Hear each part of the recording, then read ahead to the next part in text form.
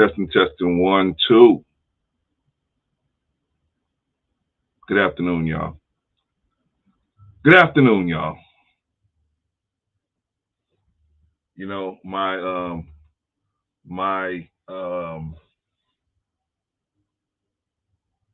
my topic today is about Cynthia G and something she said that's really adverse to black men. Actually, it's adverse to the black community. Those of us that's trying to build something and trying to make something happen out here. But I want to address something. You guys been seeing all this beef out here, and I've been very careful to try to stay out of it because I'm not. I have no. I have nothing to do with it. I've been. I've been trying to stay out of it as much as I can. People try to pull you into it. You should be on my side. You should be on my side. People try to pull you into it.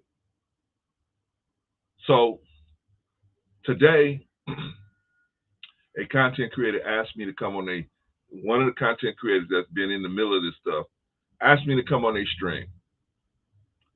Had nothing to do with no beef. Had nothing to do with none of that. It was actually a pretty good topic.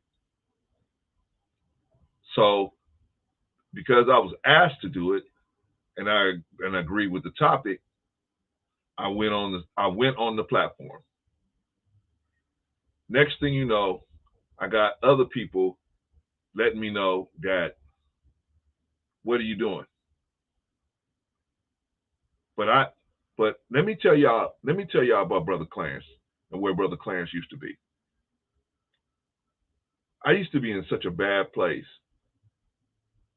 that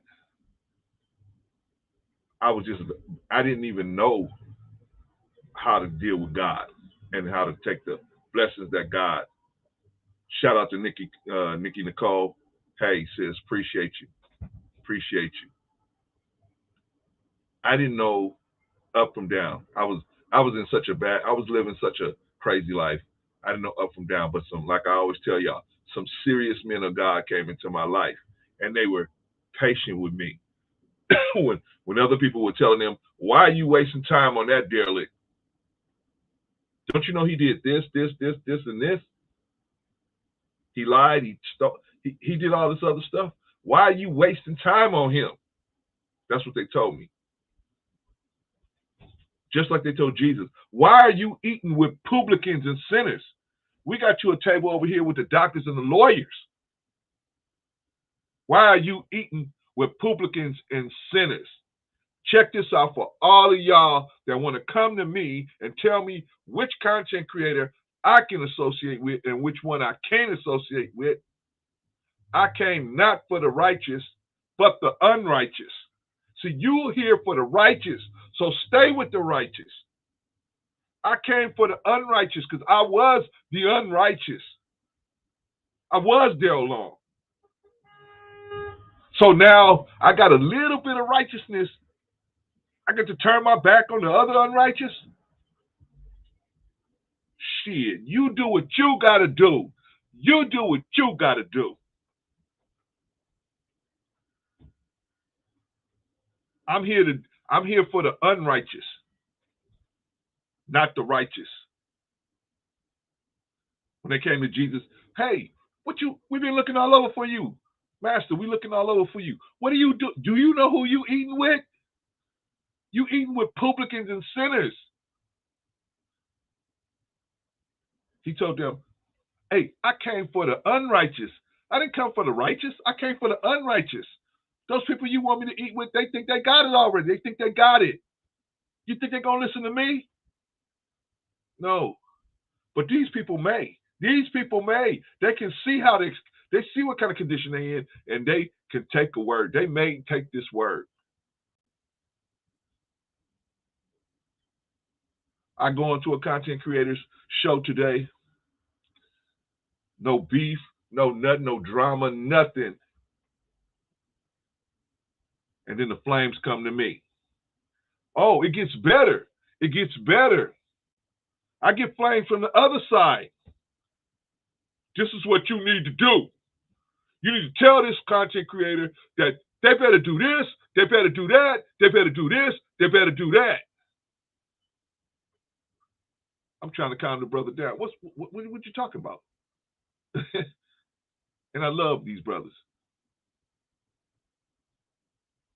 You better do this. Tell this content creator they better do this, this, this, and this.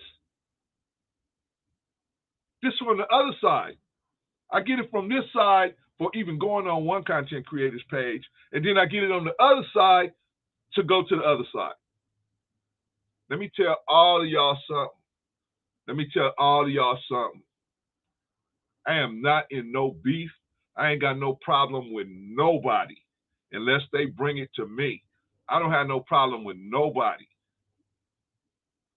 I'm not going to be, I'm 53 years old. I got a granddaughter. I got a God that has really helped me. What do I need to be beefing with Negroes on YouTube for? And picking sides and trying to, I'm running to this side, and then I'm running to that side, and I'm running to this side, I'm going to run to that side. For what? For what? Let me tell you something. Don't get involved in no beef. Stay neutral. You ain't got nothing invested in this beef. What you got invested in it? Nothing. These people chose to go to war with each other. They chose to do this.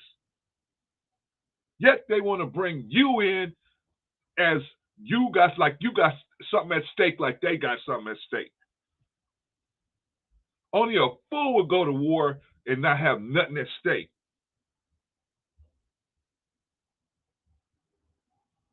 Don't be stupid.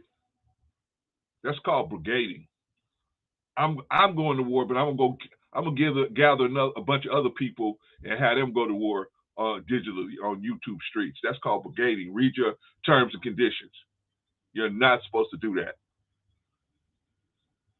Anyway, I'm getting AK fire on this side. Then I get AK fire on this side. I am my own man. And if y'all want to come for me, here I am.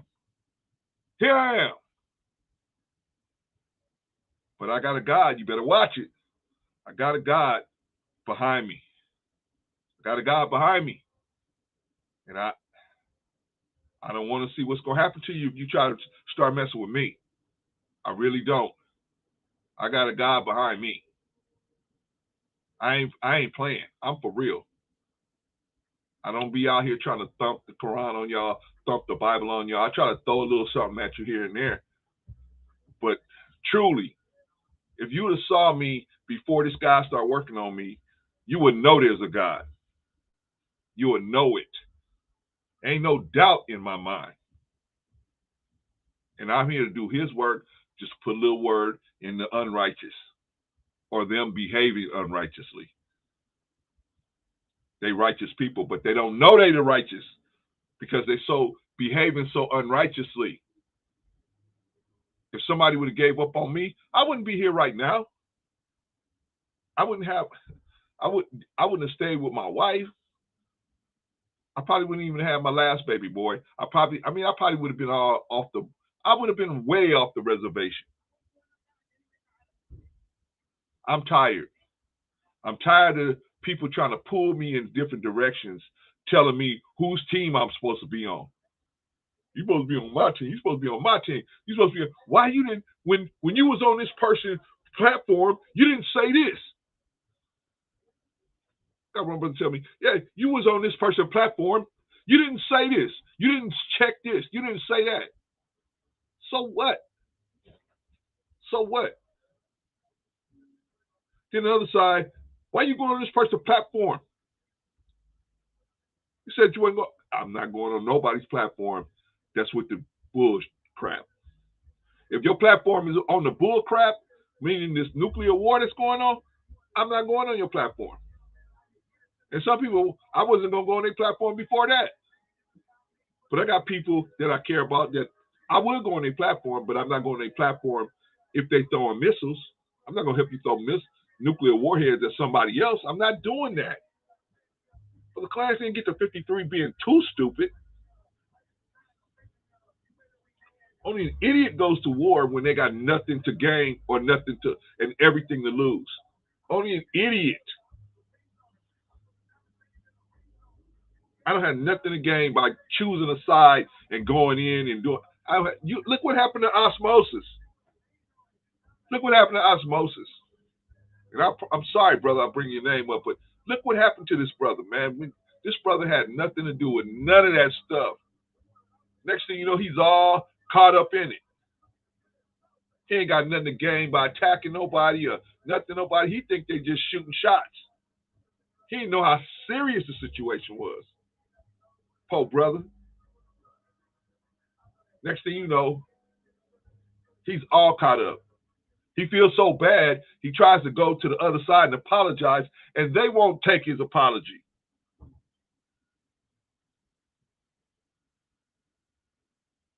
Poor brother. Poor brother. He felt bad for. He didn't realize how serious this situation was. He thought people were just throwing shots. Shout out, Sister Inya. Be encouraged, Elder. Be encouraged. A lot of our people are hurting deeply. I hear you, sister. I just, today was a stressful. It was a tough day. I had to literally talk somebody out of doing some real crazy stuff. I literally had to stay on the line with this person and just try to talk them out of something really ridiculous over YouTube. It was really ridiculous. Then I got attacked for not, I would say attacked, but I definitely got pushed out. Like, hey man, what you doing? And I'm gonna get to the Cynthia G, but I want to address this now. What you doing talking to these people? And then the other side, how come you didn't address this when you was on their platform? What? Excuse me. I don't owe nobody. Man, I don't have to answer to nobody. I don't have to answer to nobody but God. Everybody wants you to answer to. You got to answer to me. I'm holding you accountable. Really? How you gonna hold me accountable? Only thing you can do is point out my hypocrisy. Hold me accountable? Brother Clarence didn't do nothing but try to help this community come together. I didn't. I failed. Because this community wants likes and views. They don't want unity and brotherhood and sisterhood. That's not what they want. They want likes, views, clicks, and subscribers. They want to get monetized. That's what they want, monetization. Have at it, y'all. Have at it. I'm your little brother. I'm here. You want to come and get some, get some counsel? I'm here. We can do it in front or behind the scenes. But if you want some counsel, I'm here. But don't tell me who I can associate with, who I could talk to, because I came not for the righteous, but the unrighteous. I see people doing something unrighteous. It's my duty to to step to them. It's my duty to encourage them to do better behavior. That's my duty. Have I said enough on that?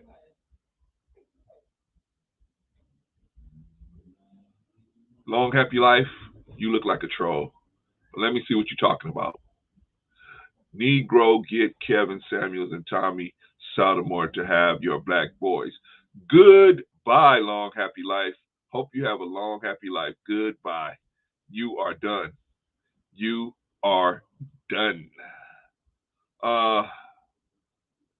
My girl, OG Patrice, greetings and salutations. And hey, and Sister Patrice, I don't take it. I don't take nothing. I know that a lot of times we have topics and guests that maybe rub you the wrong way. I get it. I'm not doing it on purpose, sis, but I try to have a conversation with everybody. I try to open it up to all different types of conversations. So, I want you on every show if you can make it, but I know you got things to do. And then I know, like you said, sometimes there's an issue between what I'm talking about or maybe one of the people that's on the panel. I get it. I get it. Still love you. Still love you. And, you know, get in here when you can. All right, so let's talk about Cynthia G. Y'all clear? Brother Clarence is not the one to be stressing out about no YouTube beef, because I'm done. I never had nothing to do with it in the first place, and now I'm going to leave it alone. Okay, so Cynthia G said that all they need is 90%, they, meaning the world, I guess, all they need is 10% of black men, the black men that's out here. Okay? That's what she said on the video. I think here's the video here. Well, I didn't bring it up yet. Let me share. Let me share. I see you, Sister Enya. I appreciate your spirit so much.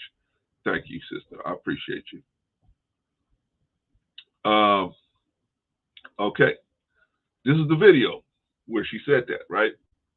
I'm trying to find the part, but I'm not. I don't think I have it because I got my notes on other stuff.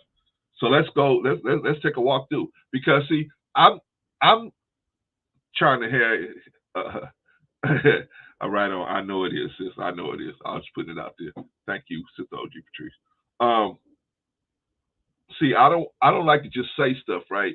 But I like to have, you know, you guys be able to see it for yourself, right? So I'm gonna play a little bit of one of the things she said, or one of the interactions she had. I believe this is the interaction she had, and this is her response to that interaction.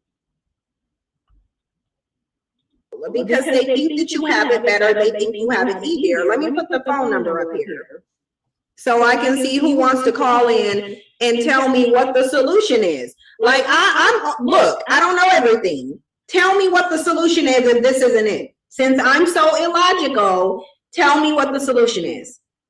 And if the solution is birth control, it's the same thing. It's literally the same thing. The same thing. You know, like, seriously. Yeah. Vetting is going to be the same thing. Opening up your options is going to be the same thing, because now you already know what biracial really leads to. At this point, biracial needs to mean white. It needs to mean white. Because in 2 generations, that's what it's going to turn into anyway. So you might as well. So anybody, like, there was even this chick who I was listening to, remember that playback that Tanya did where she had people calling in? This one chick called in and she said, you know, that we were illogical, which that's fine, that's her opinion. She was like, oh, well, that just seems so illogical. That's not the way to just say don't have black boys. And then she said, even though I didn't have one by default because I have a biracial child. So you were illogical then.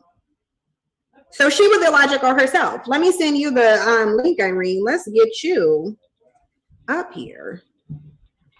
Okay. So let's put out her position. Shout out, Brother Rosarch. Keep up. Shout out to Keep Up. Okay.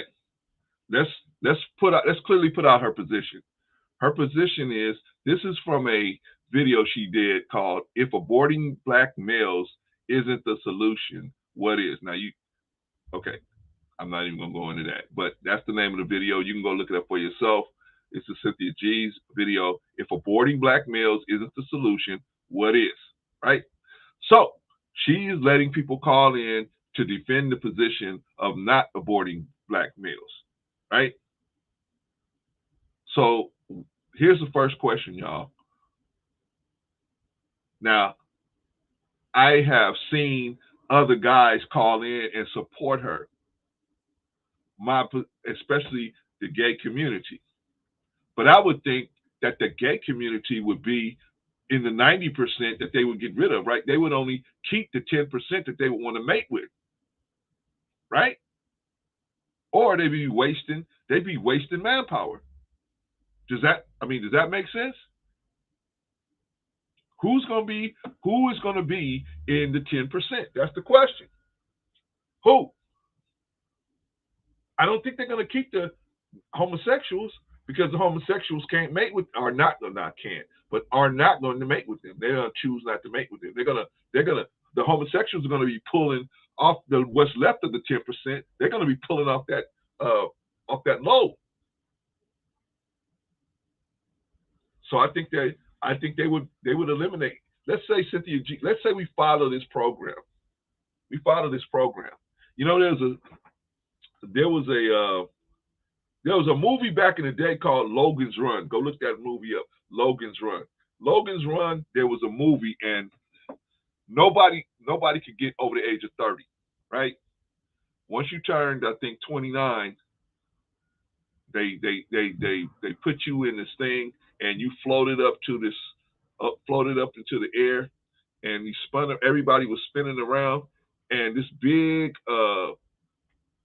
crystal in the above, it would just kill everybody. Bang, bang, bang, bang, bang, bang, bang, bang, bang, bang, bang, bang, bang. Whoever was floating around. You remember Hawkeye? You couldn't get over 30, right? Let's say Cynthia G. She's got that set up, right? All of us as black men, right? We got to go on that thing, and we go up in the air, and they blue, blue, blue, blue, blue, blue, blue, blue, blue, until the 10% of just 10% of us. But let's scratch the homosexuals off the list. They're done. Homosexuals, you're done. Why? Because you're going to be pulling manpower away from the 10%. And if you're just getting here, 90%. Cynthia G said 90% of black men should just be euthanized, shouldn't even be here, right? Okay, who's left? How do we decide who's left? Following her plan. If we follow her plan, I think the homosexual gone, right? What about the men that have criminal histories? What about that? What about homeless brothers? What about brothers that can't get a job? Very dangerous, sketchy thing. Let's see what else she got to say. Because she has some good points here. She has some good points. Let me find some of her time here. Some of the times that we can work with here. Let's see. 48:53. Okay. 48:53. All right. Here we go, y'all. It is because they're masculine, because they're tall, they're strong, whatever. And I don't think like that. I don't think that their points make as much sense, because any man can be strong, any man can be masculine. But black men aren't though.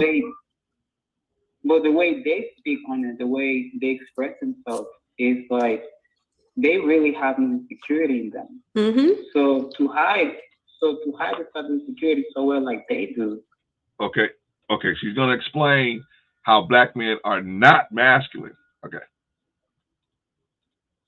How do you think they do it? Do you think, are they being,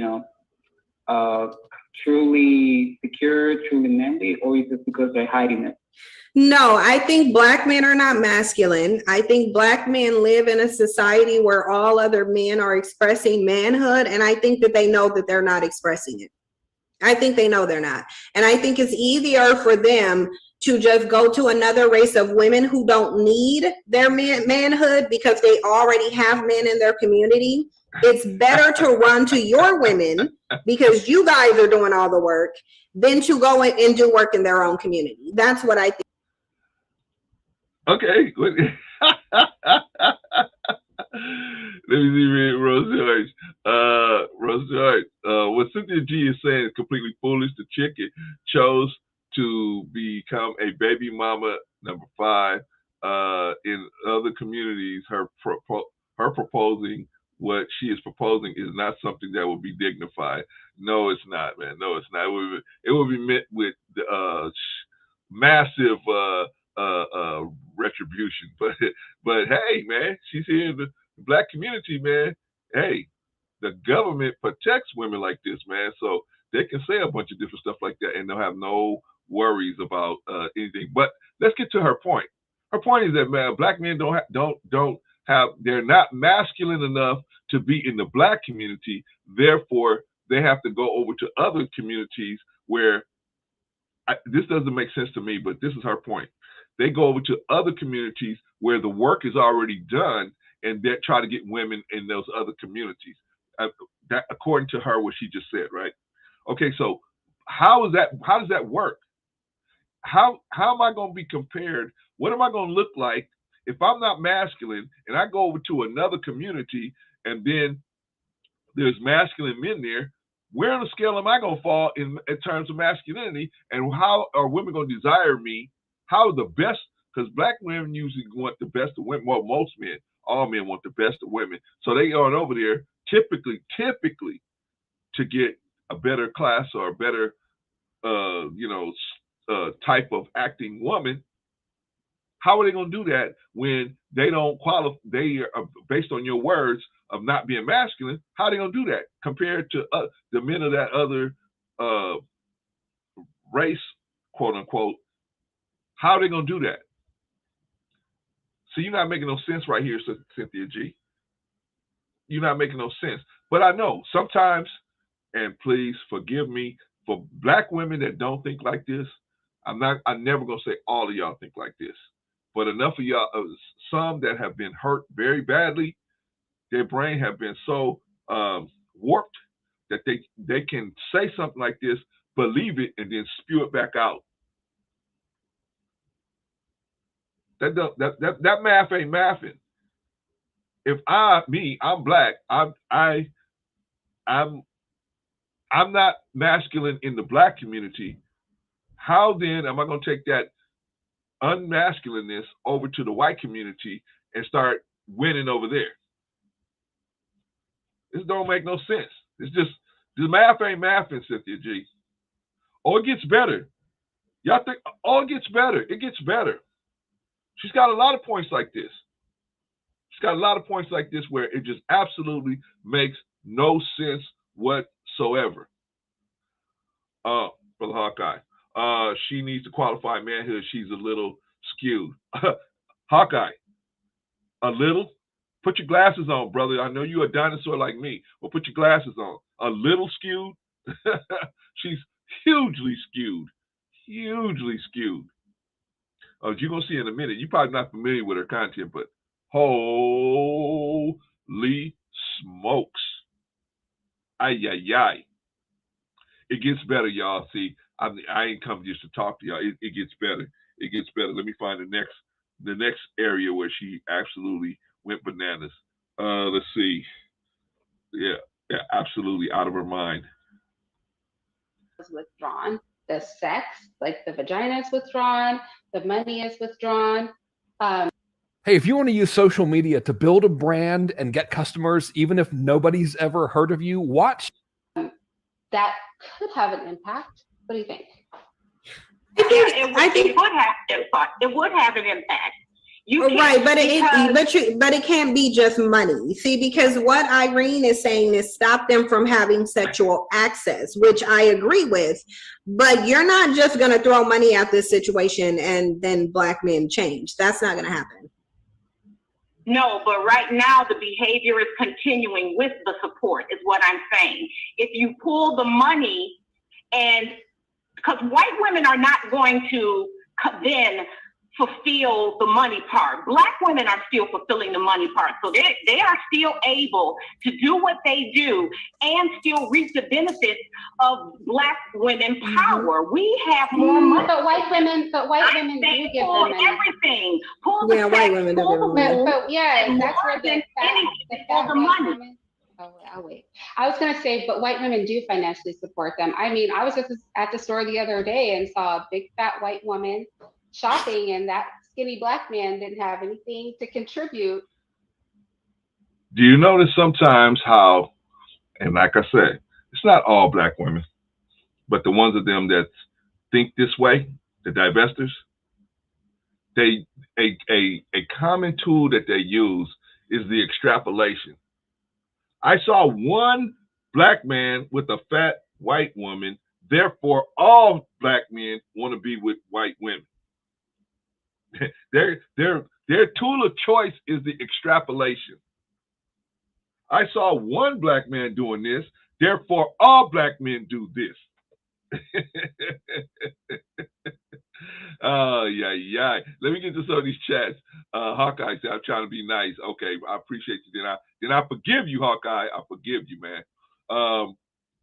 Rosoit, black women choose to mate select men and child rear boys in a manner that leads to disempowerment of the black men. Brother, they don't make that choice on their own. It's a lot more to that than just black women just deciding to just raise children on their own. They don't typically, they don't do that.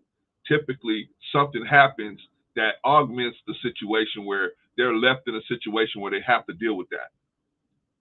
The man leaves, or won't pay his child support, or won't do something happens in regular cases.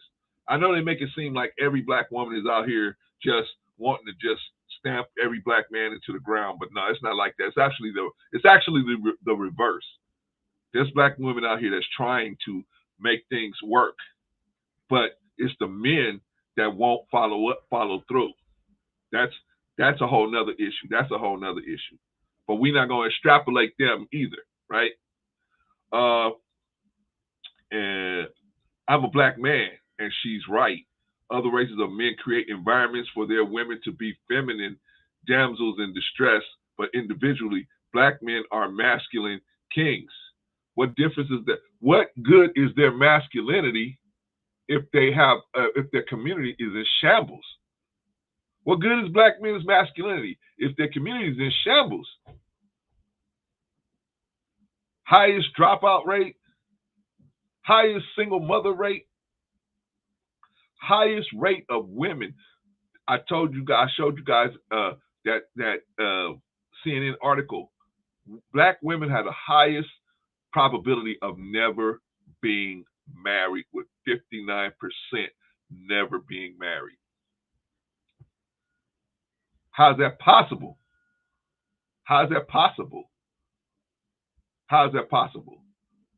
You think these women are out here doing this on their own? No, sir. Shout out to Zad Robinson. Shout out to you, brother. But yeah, we masculine, right? Man, I had sex with this many women. I had sex with this many women. I had sex with this many women. Community falling down to the ground. Children, highest prison population. What are we doing? See, we chose masculinity over our children. And we chose chasing females over community building. So I ain't saying Cynthia G, she's wrong in this instance, but she's not all the way wrong. We're going to get to that. Hazel White, yeah. Cynthia is not black though. Man, listen, let me tell y'all something about black. Where's the line? If you have 5% black blood or 95% black blood, where's the line? I thought if you had a certain amount of black blood, that's it. You black. But see, you looking for facial features. You looking for pigmentation. You looking for outside cursory. You basing black on a cursory inspection. That's where you're getting hung up, and we throwing lots of people away. We throwing lots of our people away because they don't meet the quote unquote eye test of what a black person is supposed to look like. Some of us are so crazy, we throw away black people just because they speak another language. This is the wrong place. Hey, let me tell y'all something. Y'all want the beef? I know. Take your knife and your fork out there and go out there to the beef. This is the place where we're going to give you the truth. The rest of them are talking about nothing that's going to help your life. And if you do, you got to pay them in a Patreon to just have them tell you work harder. Start your own business. You know that already. Get out there and do it. Elijah Muhammad told us, hey, what y'all standing around here looking at me for? Get out there and go build something. Come on. Get out here and go build something. All right. I'm gonna get through this. We're gonna get through this. Well, sorry. I disagree wholeheartedly. Black women's rhetoric, marriage rates, abortion rates, single motherhoods, and asymmetrical fertility rate with their men shows a deliberate and concentrated effort to avoid men. No, brother. No, you got it. You got a little twisted here. Black women have taken this stance, where the ones of them like Cynthia G, they have taken this stance as a defensive mechanism because they are not being selected.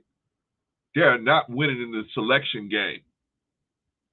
So they're going on the offensive saying, I don't want to be selected. I'm not selecting you.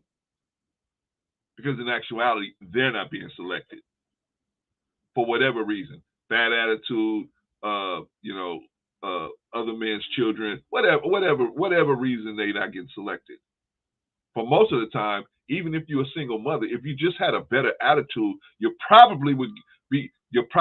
sexual market value would probably go up.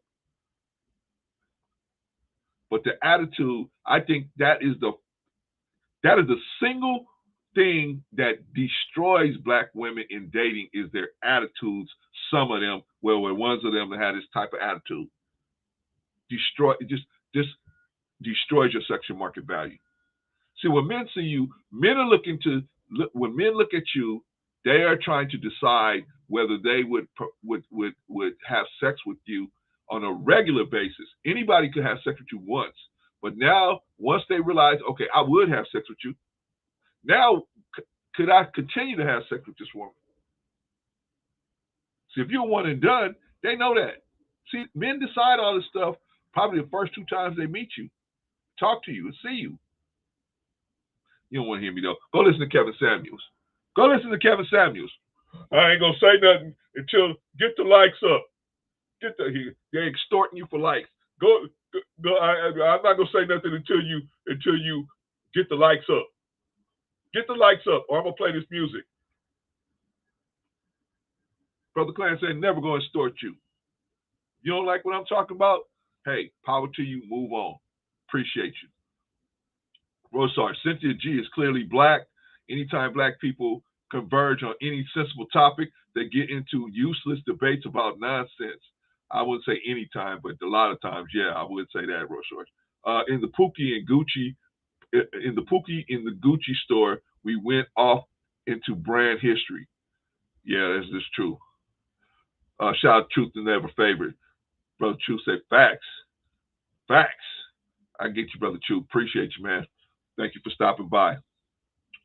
Shout out to Brother Jay Takashi. If you haven't already subscribed to Jay Takashi, go on over to subscribe to Jay Takashi. Get in on that chill session. All right, so where were we? Okay, brother. Appreciate you, man. Okay, where were we? We were talking about Cynthia G. And Cynthia G is saying that only 10% of black men need to be around. The other 90% can be euthanized.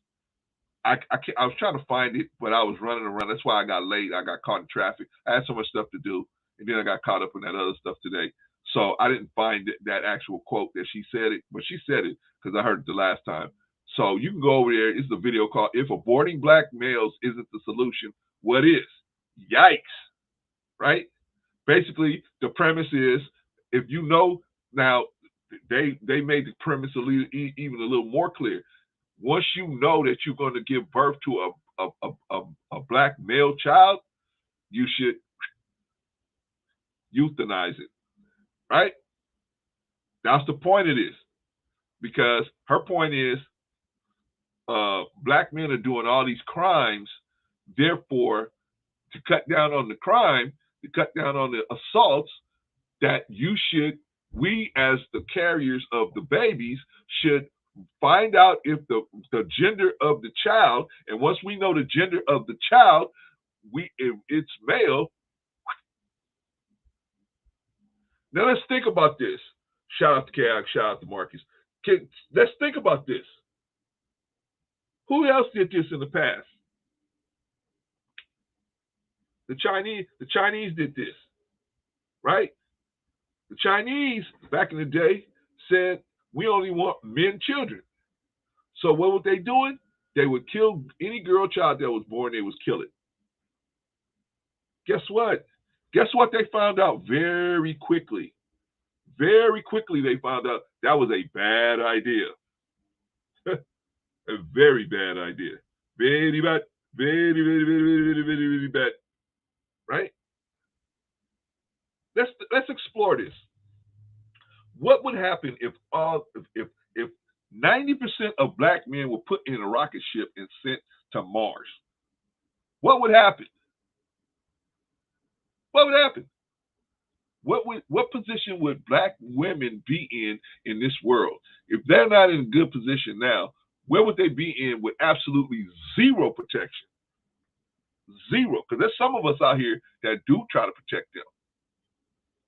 What would the situation be like? Hold on, y'all. I got a few more clips before I open it up. I got a few more clips.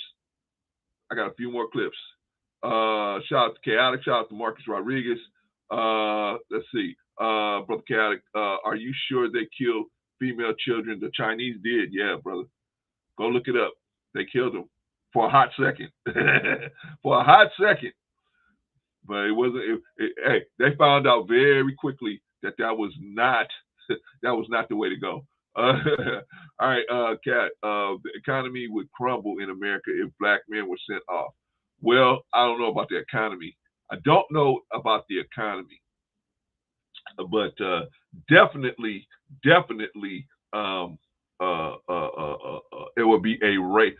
The race for white men would skyrocket. The white men would be able to buy their weight. They wouldn't even have to work no more. It would be so many available women with good jobs. White men wouldn't even have to work no more. It would be a frenzy over them. You talk about dowries. Black women would start paying dowries to every other man because there wouldn't be enough men to go around. It ain't enough men to go around now, but they start paying dowries. I'll marry you I'll give you $100,000 if you marry me. That's the kind of situation they would walk into. Brother Chef, this is my big brother. I need to really reach out to talk to you, brother. So when I get a chance, you're gonna hear from me, Chef. Brother Clarence, big bro, peace, love, light, and straight to your chest. Appreciate you, brother. Appreciate you. Shout out to brother Chef Trapino. If you guys haven't already subscribed to Chef Trapino, go over to Chef Trapino and subscribe to Chef Trapino and listen to the Nighthawks. They got another little chill session too. Priest. Good to see you, brother Chef, in the building. Good to see you. Let me go through some more of these chats. Call me Hawkeye. Those black men left are going to be very familiar with a 10-to-1 ratio of women to men. Absolutely. Hawkeye, this is what I'm saying, brother. They're going to start, if let's say we follow her logic, we get rid of the 90%. The women all these women that's out here left, they're going to be, they will actually be auctioning off husbands. They'll be auctioning off. They have to come with such a dowry to get a man to be with them. They have to pay. They have to work for 10 years just to save up the money to be able to actually afford a husband. Y'all don't hear me though. Do the math. Do the math on it. Roy Sorge, black men overcomplicate this matter. These women are overwhelmingly getting knocked up out of marriage. Half those kids they abort, or the other half they raise. To me, a burden on society. Why, brother? Why? Women aren't getting knocked up, man. This ain't the Bible, man, where you having people just abracadabra. I got a baby, immaculate conceptions. Ain't no immaculate conceptions going on out here, brother. There's a person laying down with this woman. They laying down. They saying the greatest prayer possible ever. Let us make man after our image, in our image, and after our likeness. The prayer come true. Here comes the baby. So it's two people, brother. When there's two or more in my name, I am also there. So here's the baby. Here's the baby. He come. Let's please. I'm not trying to take anything off of black men. Black men, man, we are really in trouble. But this is not the way to address it. That's my point. The way Cynthia G is addressing it is not the way to address it. It's just not. And I'm going to get to that. Brother Be Easy, what's up? Shout out. Shout out. I already said Chef's in the house. Sim Simmons in the house. Salute to you. Boom, boom, boom, boom, boom. Let's see. JP's in the house. JP, peace and joy. Let's talk to Better Black Life and the chat. How's my spirit? My spirit was a tough little spirit. I got chewed out from both sides of the nuclear war today, JP. I was hot about it a little bit. I was hot about it a little bit. JP, women and men have put the bag of self above children. You're right about that. The bag and self above children. You're right about that. That's right. How do we bring them back peace, if not back to the peace, if not purpose? That's the question, JP. That's the question. That's the question. Our people are chasing the bag. And if they ain't chasing the bag, they're chasing the skirts. Some of our people are so happy, man, when they walk out of divorce court, they happy that the woman got the baby. Why? Because they don't have to worry about it no more. They just throw their money on the table and they go out there and they just get the skins. Right? We got to change that. We got to change that. How do we do it? How do we do it? Brother D, what up, Brother Clarence? We're going to get into that, JP. What up, Brother Clarence? The simp should definitely be eliminated, but it's obvious she hates black men. That's what I'm saying, Brother D. What's the line? Who are you going to put on that train?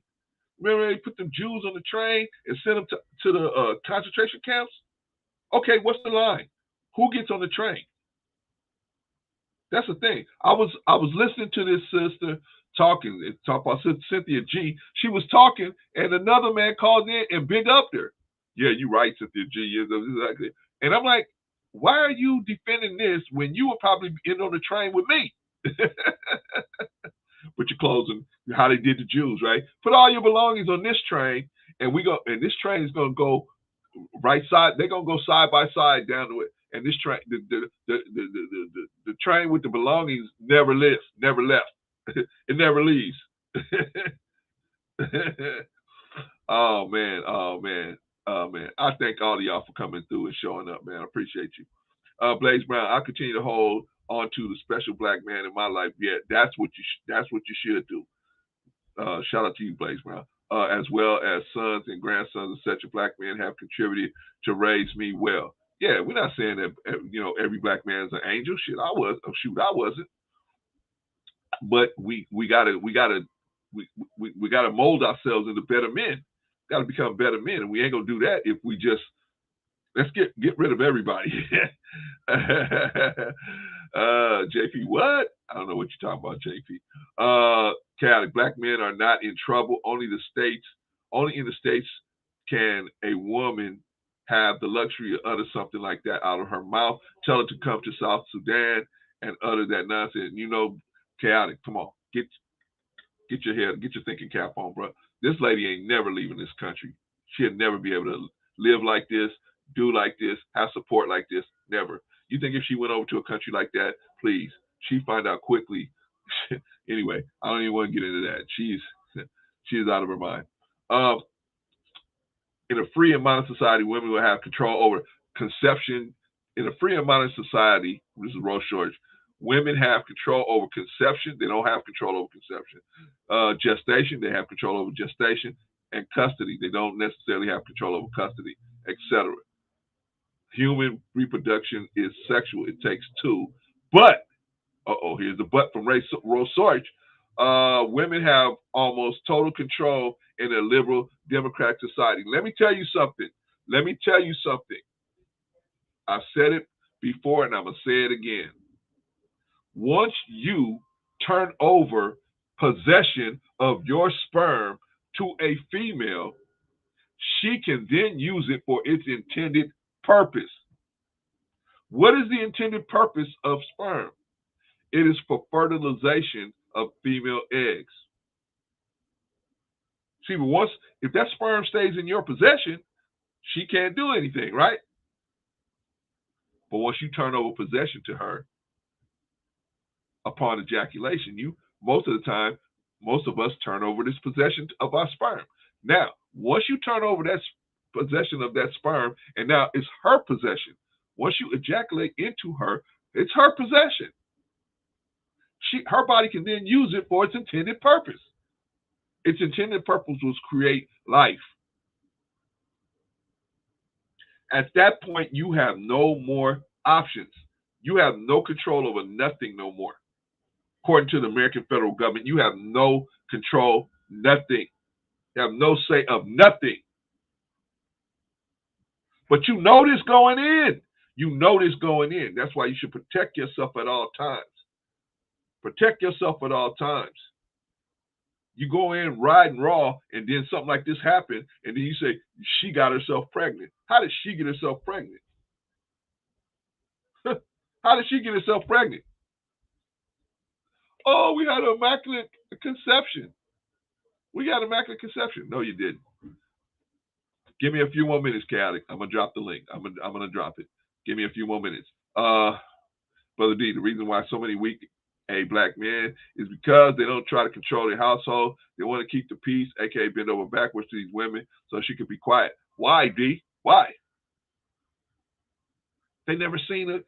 There was no man in their house. There was no father there. They don't know what a man looks like.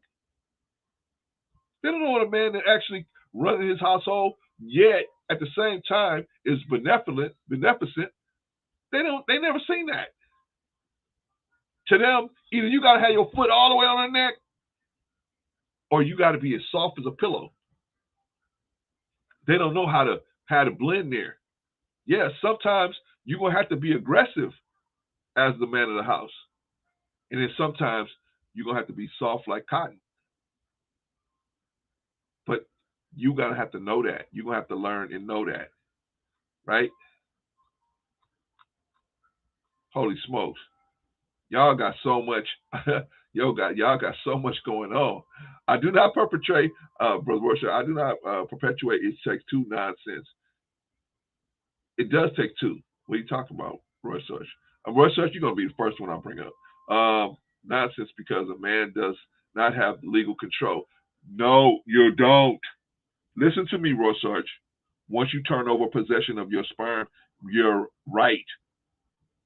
What they say?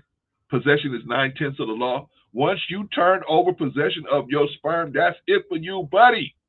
Yet, you're going to be on the hook for whatever comes out of that womb. Nice knowing you. Right? So the best thing you can do is monitor carefully where you have your sperm. Monitor carefully.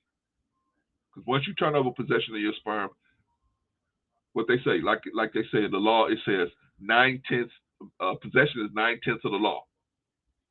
Once you give the woman possession of your sperm, you can no longer cry about, oh, I don't want to have a baby. I don't want to have a do that. I don't want to have it. This, hey, sperm has an intended purpose. Whether you're using it for that purpose or not, it has an intended purpose. And if you give possession of their sperm to the woman can then use it for its intended purpose and put you on the hook financially. Not put you on the hook, because that's your child. You're already on the hook. I know most black men look at it like this. I'm on the hook. Yes, you on the hook because that's your child. Your child. How can I say it's Sophie's Choice? That's another good movie, man. That's another good movie. Y'all see that movie, Sophie's Choice. I don't know where that applies here, Hawkeye, but that is definitely a good movie. Let me go through this, y'all, because I'm gonna get back to Cynthia G. Let me get back to Cynthia G. Okay. So now we're at the point where Cynthia G is explaining that black men have no masculinity, right? Or we have no masculinity, yet we're able to go over to other men, other communities, such as the Caucasian community, and do well over there as far as picking up women when we're not masculine.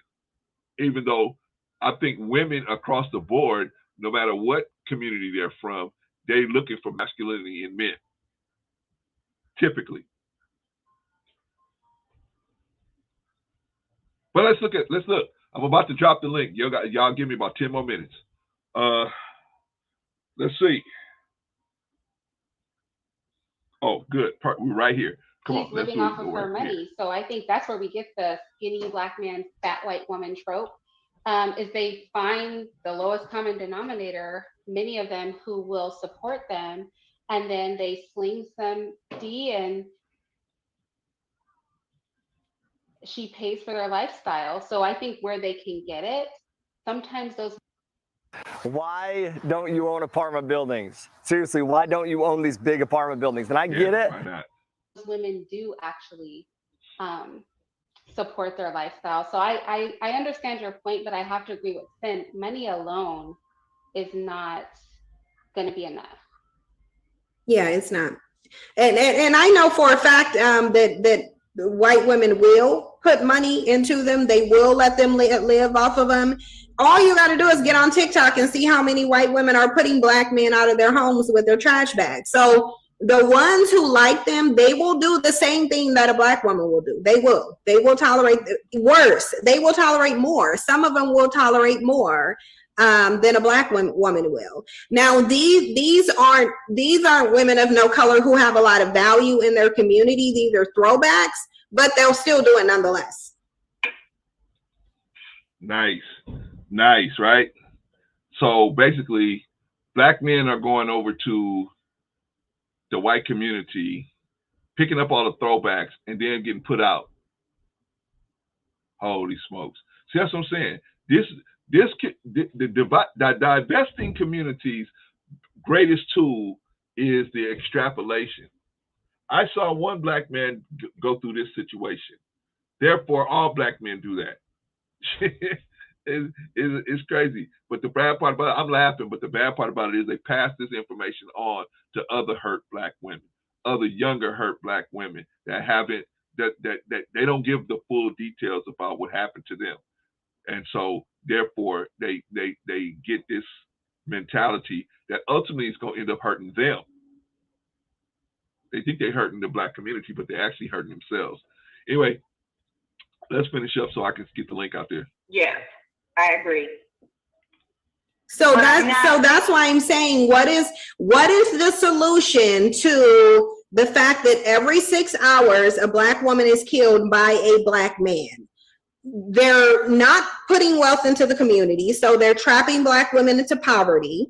They're not marrying you. They're wreaking havoc and causing crime in the community. They're not raising their sons or their daughters in every way that they can. They've dropped the ball and they don't even want to pick it up. So what is the solution to that?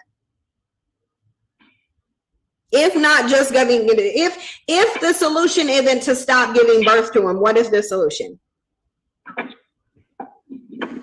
I'm not quite sure, but I think if we stop giving birth to them, then we definitely play into the plan that maybe white supremacy and the white man would have. How? White supremacy? Because they want us gone anyway. No, they don't. Want us gone anyway. No, they don't. They would love for us to stop giving birth to black men. No, they why? would absolutely love that. So let me ask you this: how will white supremacy be negatively impacted by black men not being birthed? How is that going to negatively impact white supremacy? No. It positively. That's not what I said. It positively impacts them because how? Okay, this chick is all over the road. Okay, I think you guys got the point. I'm gonna put the link out here. Let's talk about it, y'all. Let's talk about it. Let's talk about it. Let's look at it through Cynthia G's lens. She said that white supremacy would not be affected by, or how would it be affected by black men being gone? But it would definitely have to work a lot less. It would definitely be much easier. They wouldn't have to buy all them guns and stuff no more, right? They can do everything they want to do like they're trying to do it now through the government. Why? Because most Many more black women vote than black men. Many more. Well, women vote more than men, period, across the board. If you go through any community, women do most of the voting. That's why all of you guys get up here and say, the laws are against men. You know why the laws are against men? Because you don't vote. You don't vote like women. Women vote probably 10-1 against you. Now, I admit, mathematically, they outnumber you. They outnumber you, but they are much more organized. They're much more organized. When they go out to vote, they're much more organized. Oh, man. What am I talking about? What am I talking about? Let me pull this down because we don't need to hear any more of that garbage. We don't need to hear any more of that garbage. And yes, Blaze Brown, that is Cynthia G on camera. That was Cynthia G on camera. D says, if I'm getting to know a chick and she says she likes Cynthia G, I'm out. I would, man, listen, I wouldn't even waste time trying to talk to somebody like that. Once you find out that they like Cynthia G, and that's it. But now let me tell you something, Brother D. Most likely somebody following Cynthia G would never go out with somebody like you.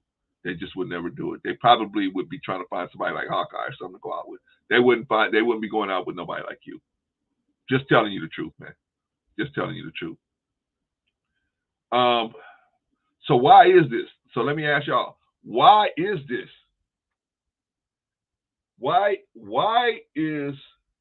How can a woman step out and say aborting black male children is a solution?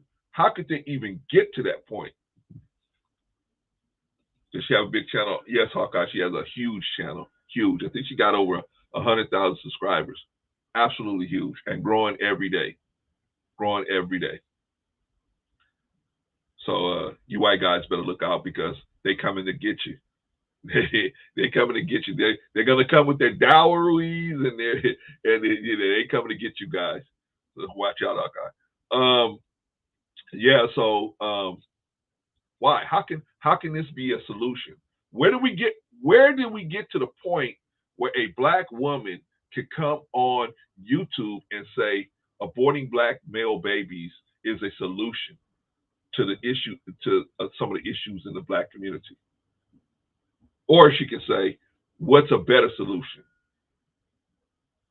I think a better solution is trying to get black men to come back, reconnect back into the black community. We got black men out here, they have children. Their children are in foster care. In the foster care system. Oh, excuse me. They don't want to do that.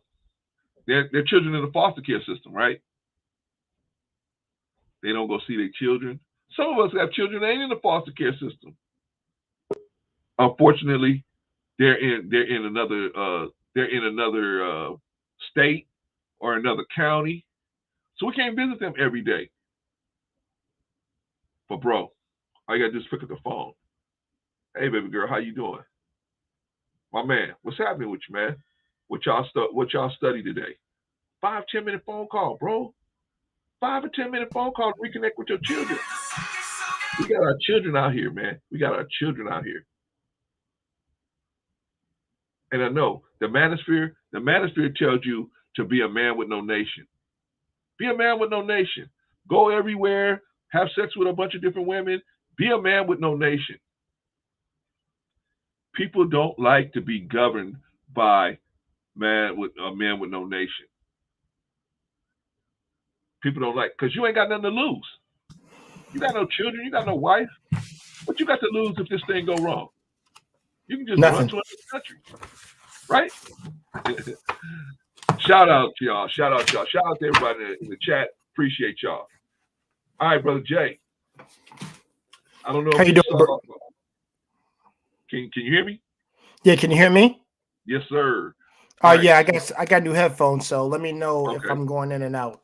I just got them just now. So, you good so far? Okay. Okay.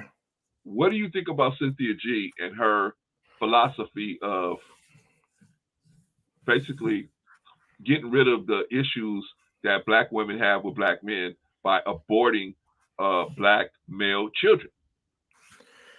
I think we talked about this last time. Once again, I think she's completely freaking idiotic, and she needs to be checked into a psych ward where straitjackets are dress code, and I do mean that 100%. There is something within. God, it might be loud. There is something within my mind that tells me that this person truly believes that they're doing someone a favor by saying the stuff that they're saying, and it's very reckless and very archaic and disturbing, not to mention foul and nasty. So I people like this, this is what I've bound to do when people like this talk a lot or they speak like this. You're the Joker, you're the Riddler, you're all these crazy people, and you need psychiatric help, and you really don't believe. And I think, and you believe you're saying something right when you're saying something just very short-sighted and incorrect. That's really toxic to I guess the people of our community right now. More often than not, like the black, like you want to why I said, listen, you know what scares black men? This crap right here. This crap right here. She didn't scare me, but I would not want a future spouse as a black woman say this crap that she's saying. If she spreads this disease around other people or fellow women and they get on board this, well, you already know what's bound to happen. Not a very good future. But at the same time, I think a lot of some ladies, some of my sisters I speak to have a lot of sense to not listen to this lady, because like I said, I really think that she's just coming up with stuff that she just randomly found, Brother Clarence, and just going with it. Now, when you were saying about the manosphere, I do agree in a sense. Some of those guys, I'll say this about a good half of them preach a bunch of nonsense that says go and smash different chicks and don't get attached and whatever. And that's they're actually on the wrong way about doing things. Building yourself up, that's one thing. But what they're not, but the thing is, none of them are in relationships, so why would I take anything that these idiots say? The same way I treat them, just like I would treat Cynthia G. You're all crazy. Now, you may have some sense in what you believe in. There might be a little bit nuggets of truth in what you're saying, but mostly it's a lie. And you're not an inspiration to me. To me, you're like cancer. Literally like cancer. And I'm talking about stage 4 where you just get stupid. and you just want to just do all this stupid stuff and just like keep spreading it. And I'm gonna say this right now. I have no hatred for the manosphere or like hatred for Cynthia G. What I do not like is people spouting BS out of their mouth. That's what I don't like. And I will never come out of my mouth saying, yo, like I was using an example. Yo, black men, all y'all should swim to the sea and all date Puerto Rican women because all black women are crazy. That'll never come out of my mouth. I would never say something that wild. I would never say anything like that at all. I would just say something about ratchet chicks and just stay away from them and get with the sisters who have educated brains. That's how I would go about it, because people know I'm talking about. So, but what she's saying, bro, Clarence, like I don't know how you cannot hear that and want to throw your TV to the wall when you hear something like that. I mean, you're more wise than me, so, and you have probably a little bit more control. Me, if I heard her, she sound like that lady that says that lady on the news that said all little boys need to realize their masculinity is a threat, so they gotta be conditioned to be a girl. I'm like, that's when I want to throw my TV to the wall whenever I hear something like that. But that's what she sounds like. She sounds like an extremist that really believes in the stuff that she's saying. And just because she's a woman, no one's gonna G-check her on it unless other women hit her up. Right. No, a lot of women do go at her. A lot of women do go at her. So I by all means, I'm not saying that every woman feels this way.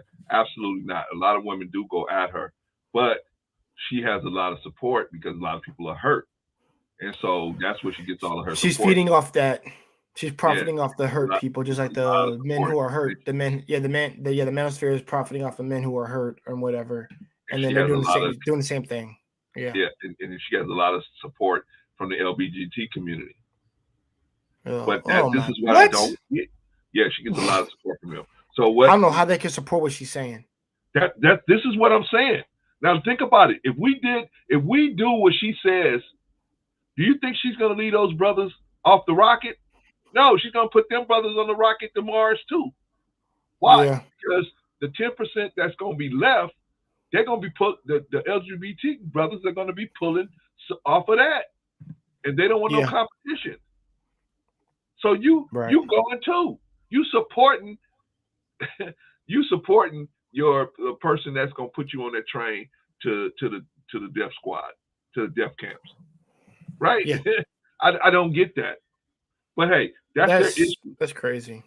That's their issue. Here's the big question, Jay. Where would they draw the line? Who would be left and who would stay?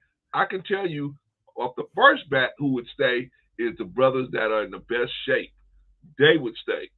The brothers that are the most fit and the most shapely, they would be considered up front. Yes. Now, and then, but then they was kind of back and said, well, they want to be with other women. I don't care. Those brothers would keep them there, and they would suffer that. It would be brothers like me get put on that train. Yeah, right. It would be regular brothers. It would be regular brothers get put on that train. You know what I'm saying? Because they say, hey, no, you may go for one of those white women, so we're gonna put you on the train. But they wouldn't care. See, that's what I'm saying. Would they keep the homeless brothers? Of course not. Homeless brothers got to go. They have an automatic seat on that train ride to the concentration camp. What about the criminal brothers with criminal past? Who don't got no criminal past out here? Brothers with criminal past. Are they going to be? Yeah, that'd be the brothers during the prison, most likely. Not. They would have criminal past.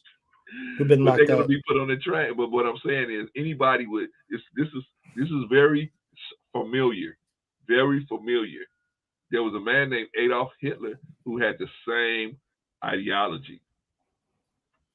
Nobody with no birth defects, nobody with no physical defects.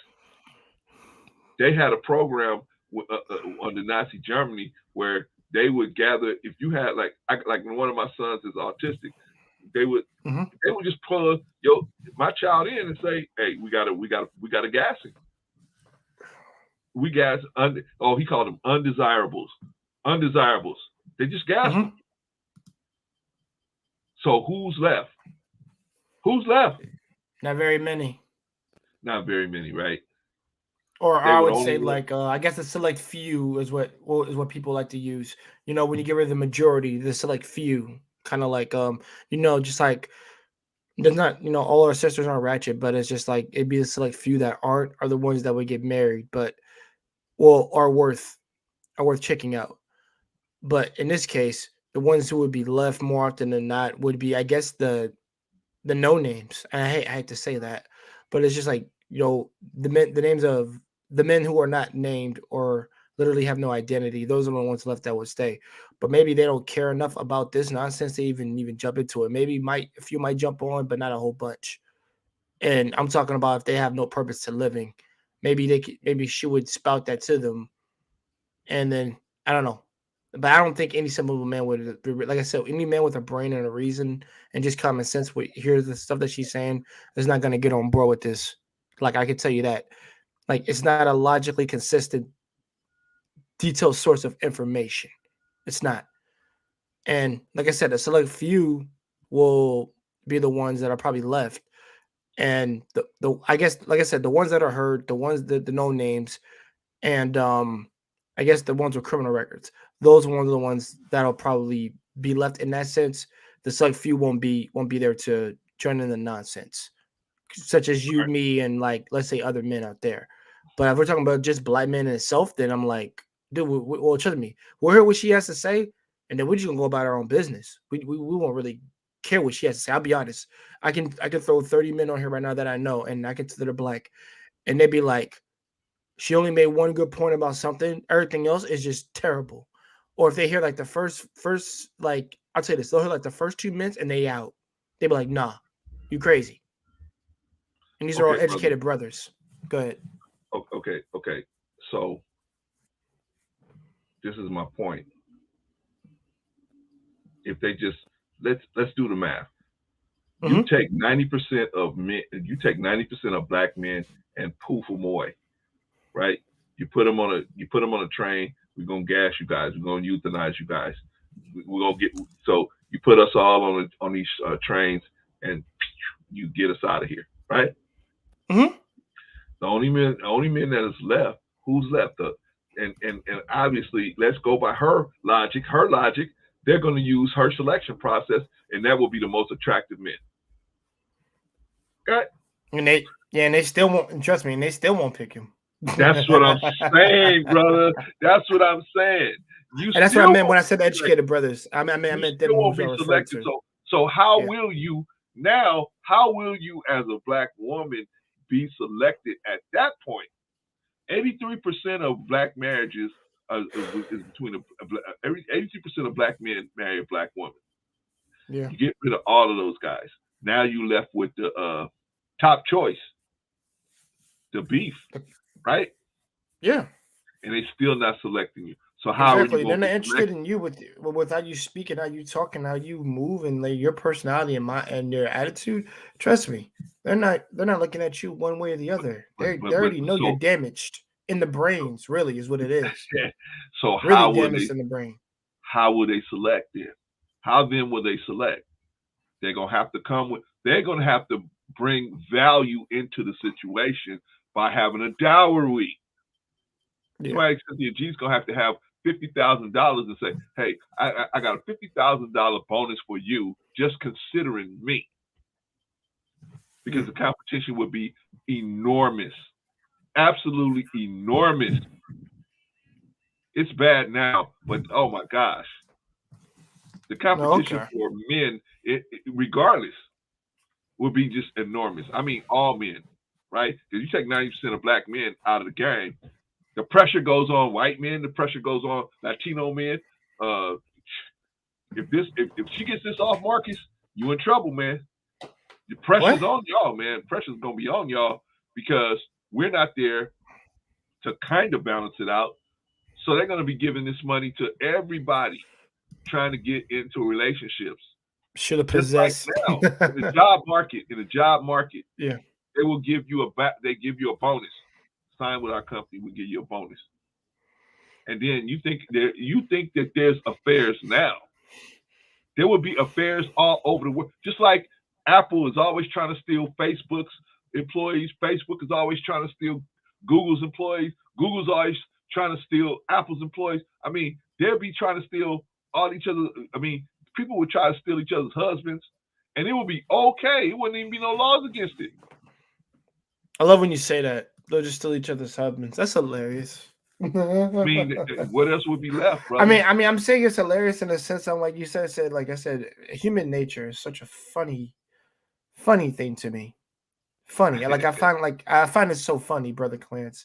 And the reason why I look at it, because I look at it as if I'm the alien, looking down upon how silly and childish and like how like y'all, like I'm not saying when I say y'all, I'm talking about like if I were alien looking at humans, I'm like, yo, these are the most infantile bunch of idiots I've ever seen in my life, like a group of species I've ever seen, and they can't, and they're running between their tail between their legs and can't even like look before they walk, and it just like I'm always curious to what, like, you know, humans always say after not, and more often than not, we got this lady here who's a female that's just like Marcus says, she looks possessed. Well, when you pause it, I do agree, she does. She, I mean, she's got a. I'll tell you that she's got a parasite, and it must be a really damn good one, like a real highest level. She's out of her mind. She's completely out of her mind. But she's insane. Yeah, like, she's completely out of her mind. Yeah, because like to me, she's speaking. She's on some the book of Exodus stuff, talking about when Pharaoh or Ramesses' father just throw all the Hebrew children down. That's literally what she's talking about. Like, Yeah. that's what she sounds. She sounds crazy.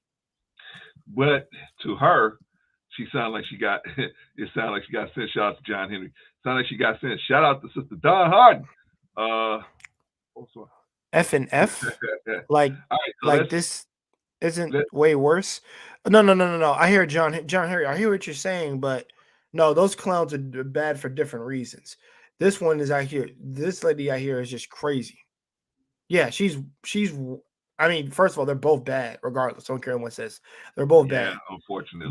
But this one is just talking about like taking children and doing that. So Fresh and Fit don't get a pass because they're not saying it. They're still terrible. In my mind of what they're saying, I have no problem with them trying to up a dude's game. But we're getting to this topic right here. I don't care about them. We're talking about Brother Clarence's topic. But so let's stay on this. This woman is just coming up with non-factual things, and she is out of her God Christ mind. Literally. It's just because like who honestly hears. First of all, I got a cat that's in the LGBT community, and he is homosexual, not trans, none of that stuff. If I told him look up Cynthia G and he heard what she had to say, she'd be like, she's freaking crazy. He got a brain. Please believe. Not everybody agrees with this chick. I can guarantee if I talk to him and he listened to her right now, what she said, oh no. Someone should drown. I can't say that. Someone should feed her to the gators. The way she's talking. Or be used as a sacrificial lamb or something like that, because she's crazy. He would know he would tell me she's out of her mind.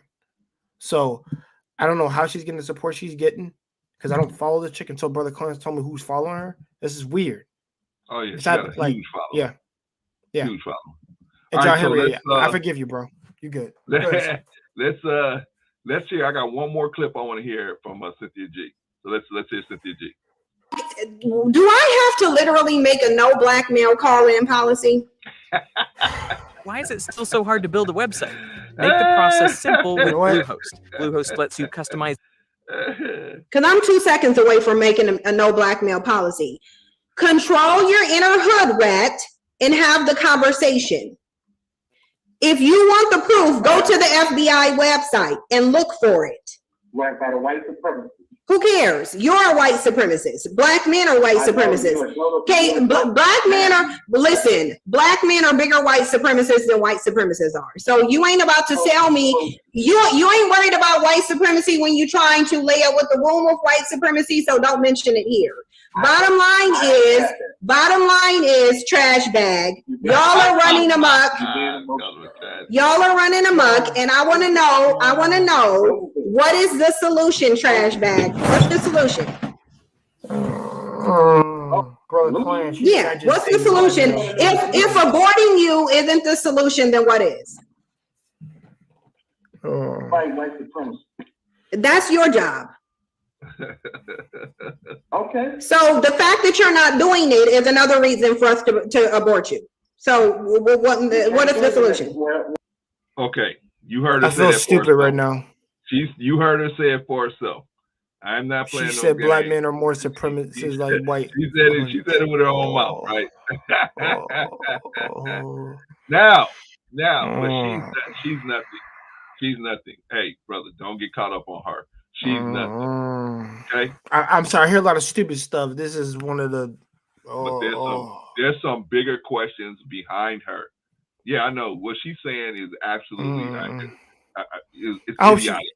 Yeah. John Henry said it best in their chat. He says, "I hope she does not have a son." No, she doesn't have a son. She has a daughter, so she can talk with impunity. Yeah, she can talk with impunity. My French. And she'll probably never get a son because nobody will ever. Nobody will ever go that road. So they won't. Yeah, I doubt it. So okay. Jesus. So Christ. I don't know if you're ready for this, Jake, but I'm ready. Let's go. We got some hard questions to ask. We got some hard questions to ask. Hard questions.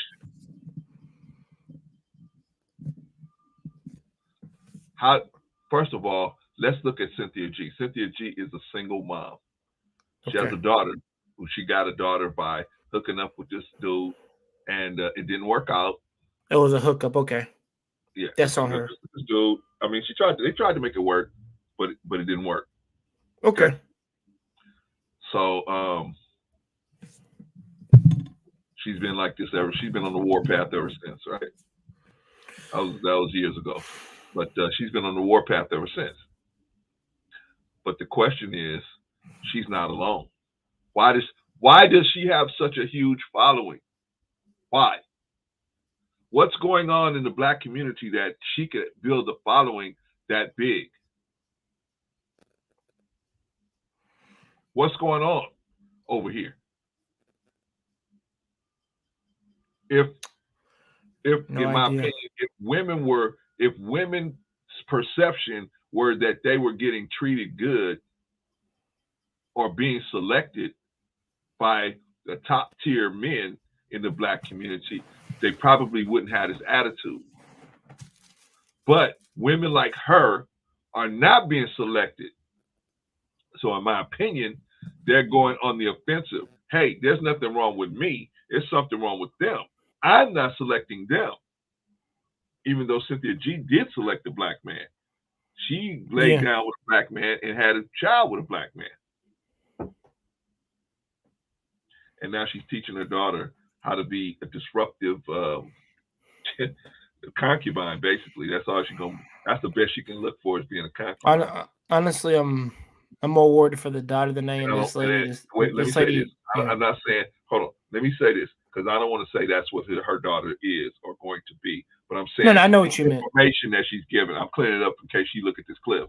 The information that she's given out is only going to create a situation for somebody to be a concubine. Okay, brother, go ahead. Oh no, okay. All I'm gonna say is I feel bad for the daughter, because that daughter, oh man. Jesus. Oh my God. Oh, Christ. Yeah. Come on with it, man. This is where we tell the truth. Okay. This is where we're gonna tell the truth. I'll tell the truth. I'll tell the truth. Okay, like, to ladies in there in the chat, you know, I mean, I'm disrespecting you, y'all cool, y'all not this lady, but take what I'm about to say to be a grain of salt. I can't tell you how to feel, but I'm just gonna let you know right now. She's gonna raise her daughter to be a 304, or she's gonna train her daughter to have a complete hatred of men,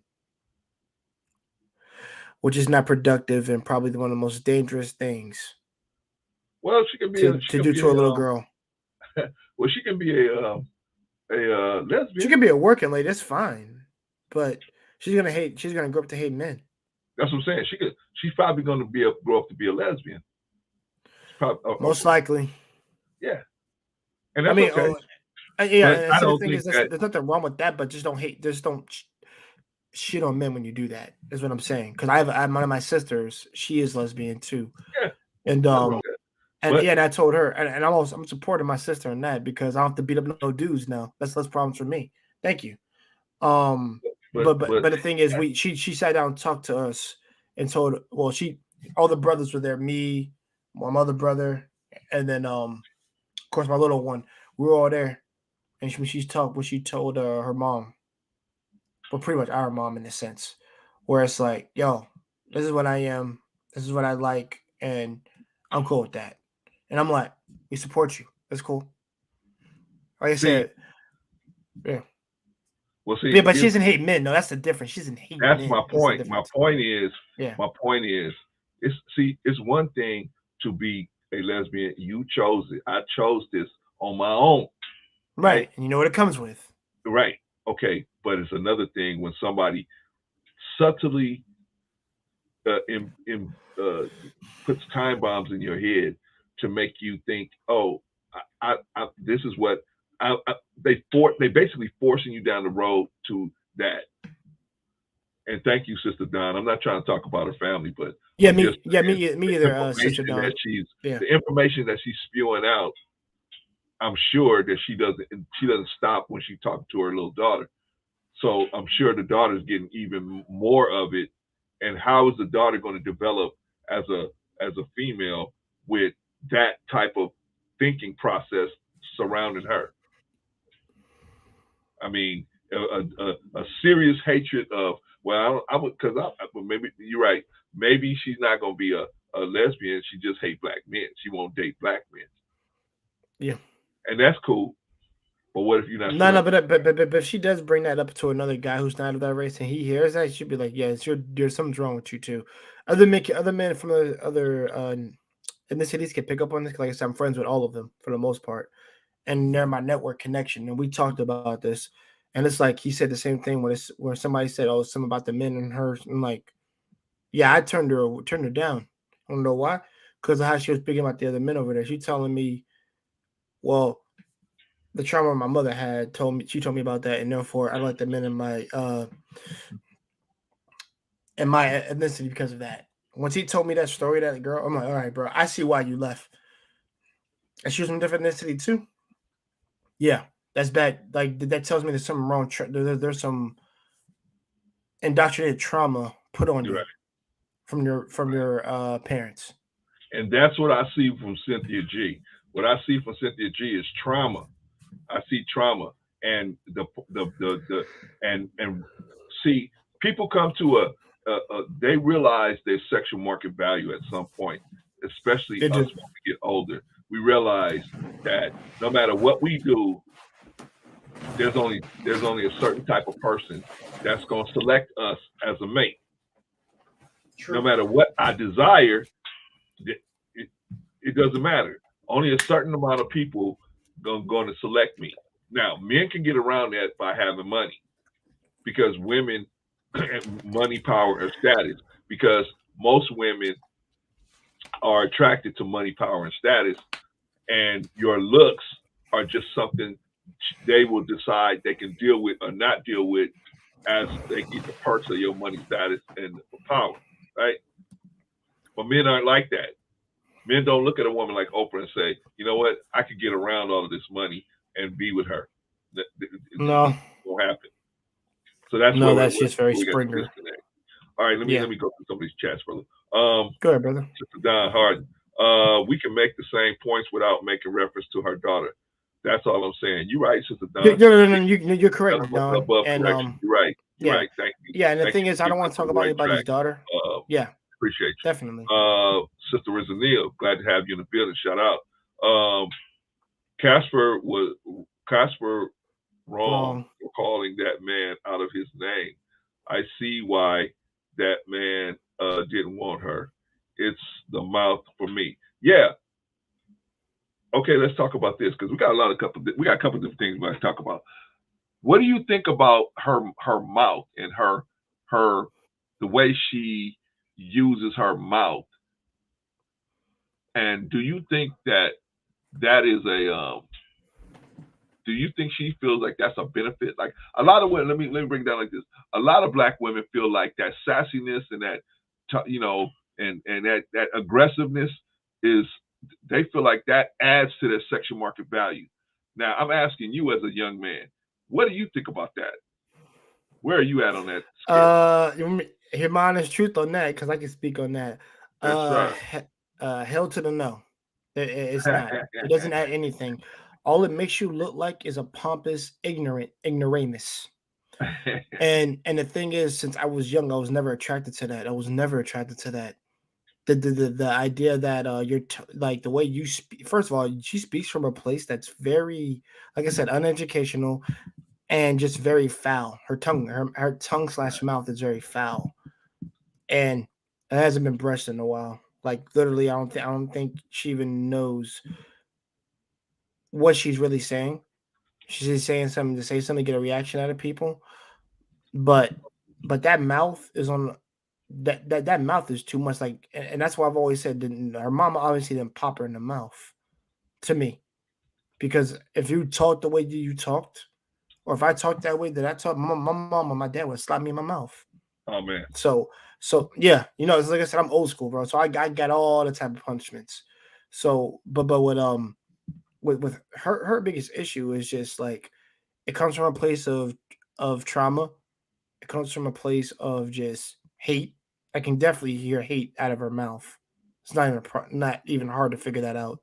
Relatively easy, and it seems like her sass, like the way she speaks, is just a way to get, like, people see that as a way of trying to get people to follow them and get a reaction out of them.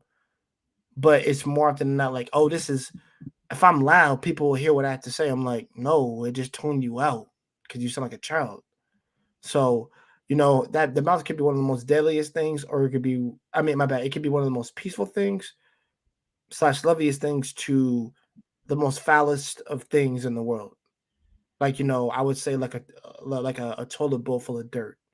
So Gotcha. you got to, women have to be careful of that. So does guys, to speak when you're trying to speak and convey something. Don't let your mouth be foul. Let it be full of like actually information, knowledge that you're trying to pass through other people. Not, like I said, not a toilet bowl full of dirt. Simple enough. All right, brother. Appreciate you, man. All right, let's bring Brother D in the conversation. Brother D. D? Man, how y'all doing tonight? All right, brother. We're doing good. What's up with you, man? What you got to say about anything we've been talking about? Yeah, I think, to answer the question, why does Cynthia G have such a large following? Because it's a lot of women out here that just hate men and just are jealous of men, and Okay. they're very bitter. Stop right Huh? there, D. D, stop right there. Why? Why do they hate men? Yeah, why do they hate men and the jealous of Um, men? Why? I think it's because of society. Like the music that's being pushed out here is pushing, a lot of like independency and I don't need a man type stuff. And then you look at, TV shows and movies, they push that same sort of narrative. So a lot of women um, they get brainwashed by that, and they think that they're above a man and men are trash. Like I can't tell you how many times I've seen that comment on online, like men are trash, men are trash, Right. and and then it also may come from way they were raised. Like I've noticed that women that don't have a father or don't have a father figure in their life, they tend to not really respect men, and they look at men like instead of like looking at it like what can I do for you? How can I help you out? They look at the man like, what you gonna do for me? You gonna pay my bills? You gonna do this for me? You gonna do that? And yeah, I think that's why Cynthia G and her followers, I think that's why Cynthia G has a huge following, because a lot of women are very bitter. A lot of women are they're more single than they've ever been ever in the history of this country. Um, and yeah, it's just and also too, like Cynthia G and a couple of other these guys like that are on here, they're just really here just to create confusion. They're really here to really separate black men and black women. You Okay. know, Okay. I can dig that. I can dig that. But my question is, why are black women in particular, why are they having such problems if they are the most um, educated and the most freest that they've ever been anywhere on the planet at any time in the world. They can do whatever they want to do, and they can. Why are they losing when it comes to relationships? I think it's because of Generally speaking, huh? I wanted to put it out there. Generally speaking, Yeah, generally, yeah. I think it like I said, it's just a lot of this like. I mean, I'm not trying to, diss women or nothing, but this is just the truth. Like women are the weaker vessels. So, they if they see a lot of people on a certain campaign or something, they're gonna follow behind it. Like the whole like I don't need a man thing, and the slut walk and all these different things. They're detrimental, and if it's presented to them in like a fun type of way, they're gonna want to do that. So I think that's why I think they're having a lot of problems, because a lot of these women, they just never had like a real father in their life, or a father figure that really loved them and tried to guide them. And I think a lot of times, like the more degrees a woman gets, the more she climbs up the corporate ladder, the more masculine she gets, and the more she just feels like, I don't need a man. Like, what I need you for, when I can pay for whatever, and I may not be able to fix this, but I can pay somebody to come over here and fix it. And they let, like, you don't see men that have degrees or whatever. You don't see them put that on their bio on like Instagram or Facebook or whatever. Like women, they hold that like it's I mean it's a good thing, but it's like you don't ever see men say, "Oh, I have a bachelor's degree, I have a master's degree, I have this, I have that." It's only women do that, and they think that that makes them more valuable to date, Right. and it kind of doesn't, because like there was a I don't know if you've seen this video that's gone viral. This guy was on a podcast and he was talking about men really don't want high earning women, and the reason why is because they don't know how to like turn off that masculine shit and put on and be feminine and be submissive and let a man lead them. Yeah, it's very difficult. Very difficult for them. Very difficult. And they typically aren't, what do we want to say? They typically aren't lookers. Women that earn lots of money typically aren't good looking. So it's it's hard. I mean, sometimes it does work out like that, but typically speaking, it's going to be an Oprah type situation. They got a ton of money, but ouch. Right. All right, so let's answer this question because I see a question in the chat. I want to jump on. Okay, Brother John Henry says there are poor choices in choosing mates, so we all get blamed. I get you, Brother John. But here's the thing, man. Here's the issue, because I was gonna bring this up. We got a lot of questions. See, Cynthia G is just a symptom of the situation. She's just a symptom. The real issue and the real question is, are they choosing poor mates? And if they are choosing poor mates, why are they choosing poor mates? See, the question is always why? Why are they doing that? Why are women choosing? Now, Dee went through a lot of stuff that kind of goes over, like they've been conditioned, programmed to chase after a male that's, physique wise, yeah, but mental, spiritual development is not there a lot of times, right? And that's what you should look for. As you want somebody that's balanced, spiritual development, educational, uh, physical development. You want somebody that's more balanced. But here's the issue: we as men, when we know we are not ready to get involved with these women, we get involved with these women and ruining their lives. Whoop! Brother Clarence did a pump fake on you. You thought I was just going to be throwing rocks at Cynthia G the whole time, right? But let's ask the deeper question. Let's ask not you in particular, D. I'm talking about the audience. So let's ask the question. Why are they, okay, you say they picking bad choices in men. Why are they picking bad choices in men? Why? Is it because they don't have a father? They don't have no other men in their lives that they can see? Some of these women have been, listen, I read a statistic one time, 75% of black women have been SES assaulted before the age of 14, at least once. I mean, not 14, 18. That's a hard number. That's some hard information to swallow. So now we got to say to ourselves, okay, if this kind of stuff is going on, why are we treating these young women like this? And if we traumatizing them, they can't get traumatized by themselves, can they? Brother D, can someone get traumatized by themselves?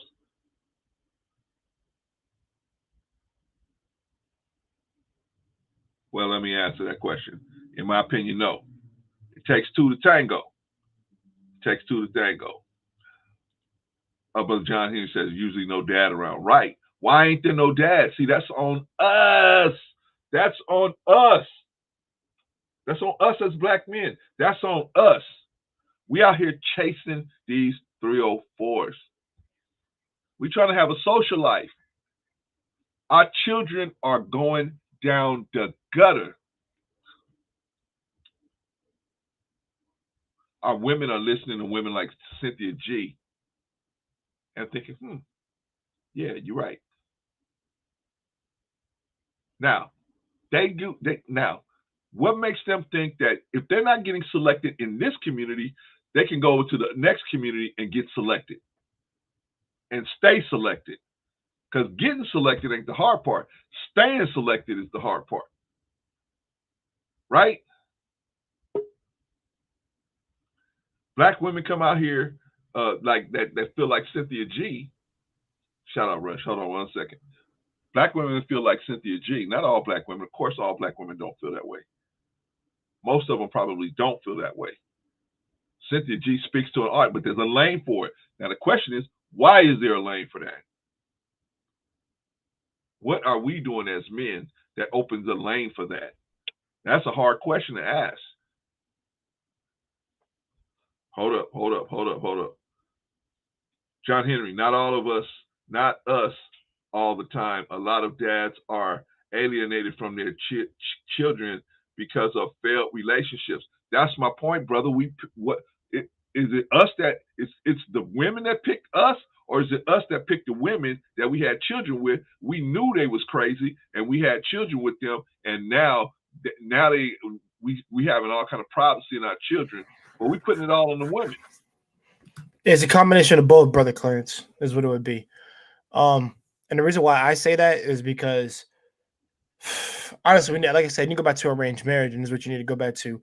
When the dad properly vetted the men that would marry his daughter, and also, like, men being around his daughter's life so he can raise her to be a prim and proper lady along with the right lady that he married. So he ends up like I'm not saying an exact copy and replica, but the exact same course, the same raising, the same, intuitive, like feminine nature that the mother puts on the daughter, but also the daughter, the father's there, therefore she knows exactly what to look for. Then it's up to them. So when she introduces him to him, that's when the vetting begins. When he vets the boy, not her, he is. Wait a minute. When does the vetting start? The vetting starts when she meets when the father meets the man. Okay. To see if he's even worthy enough to be with her, but also to can take care of her. Which is like listen, he ain't done until we say he done.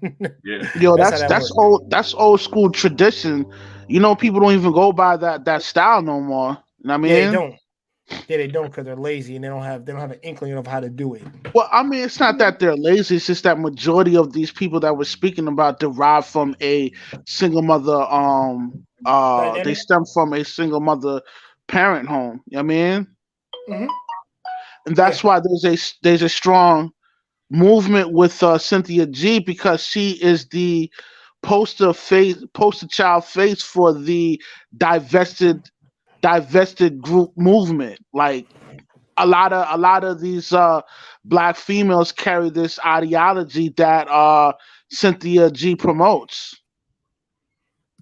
Yeah, I would say just more of a combination of trying to get what John Henry said, like you and guys need better DD. Explain that. What is DD? Well, I mean, what's more to explain?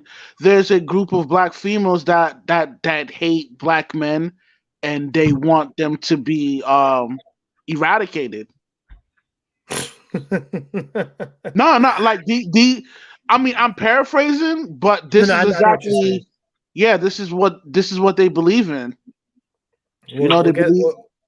They believe. Guess what? So go ahead, Rush. I'll go after you. Go ahead. They believe that they would receive a better life marrying a white man, but here's the thing: the white man rather be with their own woman, which is the white female. Yeah. Okay. Why? Well, so my thing is this: if they're trying to, if they're, oh, go ahead, brother. Go ahead. Why? Okay. Sorry, y'all. I had to turn on. No, go ahead. Go ahead. No, go ahead. Rush. Was why would a white man rather be with a white woman instead of a black woman? Because they're not attracted to them, one, and two, for their social setting, it's more acceptable for them to be with their white counterparts. Mm-hmm. I thought you was gonna get there, but you didn't get there. What the main one I knew you was gonna say something, Brother Clarence. Go ahead. The I know main you're gonna one. say. All right, so you can own a white men. Now this is math, so this is not nothing against nobody, but white men can only have a white child with a white woman.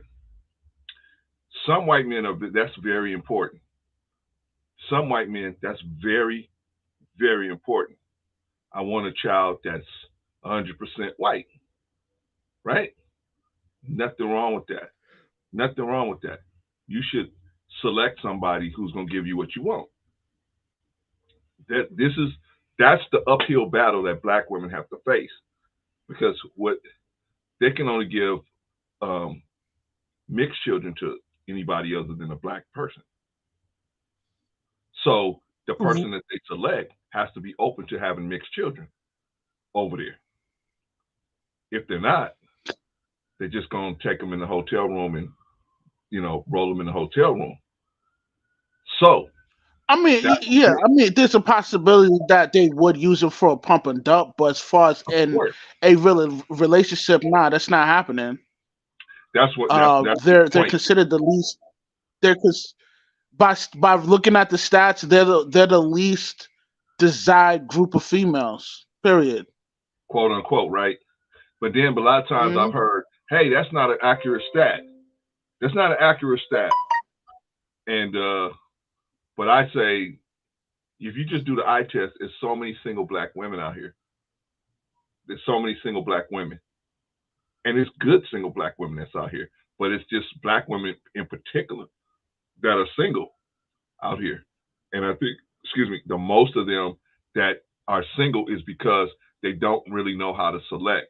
They know how to get selected. Well, the reason why they don't the reason, Clarence, that they don't know how to select is because the average black female, whether she comes from good stock or bad stock, most likely would choose the and I hate using this term, but I'm gonna use it for conversation's sake. They usually pick the Pookies and Ray Rays. Like every black female desires to be with a Nipsey Hussle. Hold on. Thank you, Blaze Brown. Appreciate you. All love. Appreciate you. Thank you. Thank you for stopping by. Okay, go ahead, brother. Yeah, every black female, whether she comes from good stock or from the ghettos in the streets of America, they want to date the Nipsey Hussle type. That's the archetype they look for. Why? The educated thug. Why? How come? Because that's within their perversions of what a real man is the over aggressive type black man, which is a superficial a super stereotype that they use on us, but not all of us is like that. That's just a small fraction of us that's like that. But majority of us are, hardworking men. Some of us are educated and some of us have trades. Right. Why would they, if they have a better chance at being selected by the average cat, why wouldn't they open their mind to being selected by the average cat? Why are 80% of them because well, let me answer that question for you, Mr. Clarence. I'm gonna drop the science to that. It's really not a science, it's real simple. They choose that kind of archetype because the average black male, which is educated or have a trade, they look at his career as a not such an exciting career, and the compensation might not be the type of compensation that they're looking for from a black man. They want the D-boy, the scammers, the drug kingpin, the ball player / rapper type. This is what the average black female looks for within the black male. Hey, keep it real though. Okay. You see how Okay. I'm speaking right now? Yes. Like the black female would not find that attractive. No. You know? Well, I think a lot of them that have been educated in throughout today's media probably, yeah, probably wouldn't. We Right. want you to They'd be totally repelled by the vernacular that I'm using right now. But usually I do not speak like this. I'm pretty hood myself, you know? Hey, Rush, we appreciate the sacrifices you're making for the kids over here. And let's talk to Better Black Life. We appreciate you, brother. Appreciate you, man. Okay, guys, I got a question for all of you guys, and maybe you guys can chime in. Yeah, yes, If- brother Clarence. If single mothers are producing daughters that are like this, meaning that they have this aversion to the divesting community, or they have a very hyper masculine frequency when they're around men. What can be done? Because I'm saying that the black father has to get more involved. Here's the thing. Okay, for the record, there's nothing that can be done. Progressively, it's just going to get worse. But, well, worse is not even a real word. Worse. But, worse. Yeah, I got you. The reason why things are the way they are is because the single mother that whether she comes from good stock or bad stock, she is implementing the feminist ideology into her daughter, you know, informing her that she does not need a man and that she needs to be independent and she needs to have her own money, and the black man is an ish. Okay. This is what most single mothers, whether she comes from good stock or bad stock, implement this ideology within their daughters. So a lot of them carry. We're talking about men, because they wouldn't be a single mother if there was a man around. Well, the reason why this is happening is because they're choosing the male that has nothing. This is what they choose. You know? Yeah. Go ahead, I mean, I'll go next before I let my man D go. Yo, Rush hit something on the head that I agree with. I'll go back to it later. But let me just say this. So you talking about specifically the men or the ladies? If they all act like this, like what's to happen? Okay, very simple, man. Extinction. I personally said I need all birth rates to go down to the point where it's zero, and then stuff will be getting back on board to where if they're just chasing just rich dudes, and people think I'm crazy for this, but I'm gonna be real. I need that to happen, because and it needs to a lesson needs to be learned that when you pick what you pick, you gotta deal with the consequences of the outcome that you have picked, which so-called freedom and no structure. This is what it comes with. You made your bed and you got to eat it. This apply to dudes too. That's simply just ladies, because I get on the dudes too. This is what you pick, dude. This is what it came with. Now you got to eat that shit. Seriously. Now, for like what is to come of it, there's nothing can fix it. Like I said, extinction is well around the corner, and those who don't produce anything, and I say this, somebody says, Brother Clarence, because I actually did think about this. To all the ladies out there that don't think men are trash, which I can't believe I just said came out of my mouth, that think that about men, go to a sperm donor bank and just produce and leave men the hell alone. Don't let. I mean, well, hold on. I'll let you go in a second. I'm gonna say stay far as hell away from us, and only because we don't want to be caught in your freaking circus. Because trust me, you don't know what I wish for if I ever had 3 wishes. That nonsense that you just preach about that we're all trash, then stay away from us. Stay away from us altogether. The ones that do like men, we will talk with you, and more likely we'll wife you up if you've been raised prim and proper, of course. But you're more worth talking to than the self-elite haters out there who are just feeding on their own skin at this point. So you're pretty much just leading to a path of self-destruction. You're gonna explode saying that stuff, but also trying to practice what you preach, what Brother Clarence was saying. That's where it's leading to, Brother Clarence. Literally, they're gonna explode. And I'm not gonna feel bad or pretend to influence somebody when I can, when they get to that point. Like, no, you made your bed. This is what you picked. So you can be miserable and in misery and oppression. That's not me hating on you, not me insulting you. This is you have free will to do whatever you want. Nobody is here forcing a stick up you. So, you're well within your right to pick it. Don't complain afterwards. I don't want to hear you cry like a little child. I got nieces that do that. That's because they're like 5 and 8. They can do that. You're 33 and older. You're an adult. Act like it. Go ahead, Rush. You want to interject? You want to interject in something? Hit it, and then I got a couple comments to hit. So go ahead, Rush. Yeah. Well, the reason why I want to interject is that for guys who get paid to donate their sperm, don't do it, because I've read an article where a guy donated his sperm, right, and this lesbian couple were financially not stable enough to take care of this child. They were able to bring in the sperm donor through the courts and put that man on child support. Can you believe that? Wow. So it's not even safe to donate your sperm anymore. If you're a man out there that's donating sperm, don't do it.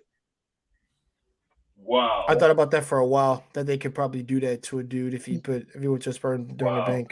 Yeah. So it is unjust, and it's Very not unjust. right. Wow. But nobody talks about this, No. because everybody believes that the man needs to pay child support. Hey, you're really, Rush, if you get that message out and dudes stop donating sperm, they done. Those chicks are really in trouble. They're in trouble and they're done. But let me answer a question. Okay, so Sister Don Harden says, were all of you raised by two-parent households? I definitely was raised by a two-parent household. I was raised by a two-parent household. I got adopted into one. I'm raised in a nuclear family. Yes, ma'am. Yes, ma'am. Okay. And you see this young man over there in the top right? I'm pretty sure that he has no kids, and he's doing his own thing. Likewise, myself. Not every black man in America have 9 kids and they're not taking care of them. A lot of us young men out here do not have any kids. Black men, Right. I don't And- think that's what. I don't think she was implying that. I think because we were speaking. No, she's implying that. Most black women believe that every black man in America have about 9 kids, and he doesn't take care of them. Well, I hate to break your heart, Darn Harding, but hell to the no. She You got it? She got it. She already know that, but she was asking about us talking about the single mothers. But hold on, there's another one. There's another. Here we go. Okay, here we go. John Henry. He says, but a lot of women make guys fathers. John Henry, explain that to me. Nobody can. Yes. Hold on. Let me interject real quick. Let me answer this, Mr. John Henry's statement. Okay. The reason why these women choose the wrong mate. Okay. Right? They choose the guy that doesn't have a car. Right?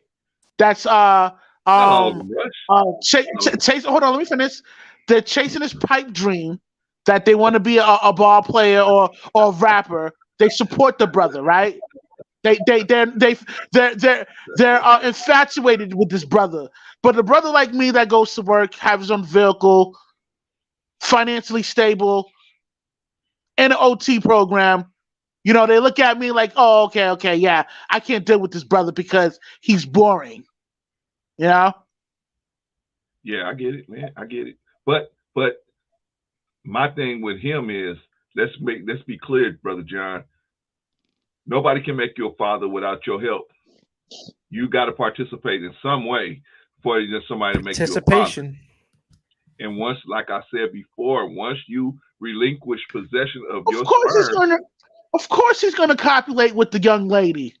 She's giving it up. She's damn near throwing it in his face like, here, please. Impregnate me. But you gotta protect yourself. I want to be a single mother. Rush. And these women want to be single mothers. Okay, wait a minute. I have to say this, Mr. Clarence. Okay. There is a video from the early 80s where there's a panel of single black ladies. And they all held this feminist ideology that they do not need a man. You know? Okay. And now this is the era where I think the welfare era where they have the Section 8, they kick out the fathers and they provide these food stamps and Section 8 for these welfare recipients. Okay. Do you know what video I'm talking about, sir? Yeah, I know exactly what you're talking about, Rush. Yo, salute. Yo, what's good with you, King? Yeah, yo, what's poppin' with you, D? What up with you? Man, I'm good, word man. Word out. You over there looking like Mike Tyson in that picture, man. Yeah, he does, right? That's the picture you need to put on when you go on Cynthia G's page, man. Maybe you can get her right, man. She see the right black dude, she might get right, man. No, this my other phone. My other phone has the profile pic of my Facebook. So I usually I'm on my second phone. I usually like the picture that I usually use is the one with the blue shirt. Yeah. Right. Got you. I'm on a different phone right now. Okay, yeah. Okay, y'all. Now, and D, I want you to jump in here too. If women are getting pregnant by men, and we know they're not getting pregnant by Pookies and Ray Rays only, because if you go to family court, it ain't just Pookie and Ray Ray down there in family court, getting destroyed by child support. It's a wide range of guys over there, right? Right. So the question becomes, why? Why are so many guys having sex with women and not protecting themselves, and then allowing these things to happen? And then the bigger portion is, you're not there, not you guys, but the person's not there to raise their child or be there with their children. Example, Nick Cannon. He can't be in 8 different places to raise 8 different children, right?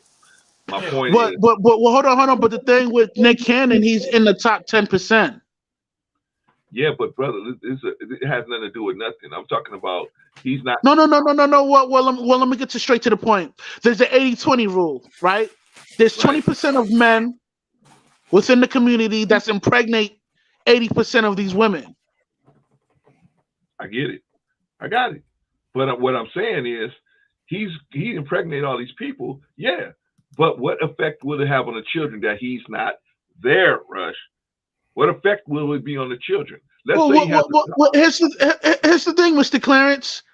Why did 9, not just 1 or 2, but 9 black women chose this one guy to get knocked up by, knowing that he's never going to be physically there? Why is that, Clarence? Well, I'm because it's considered the natural selection.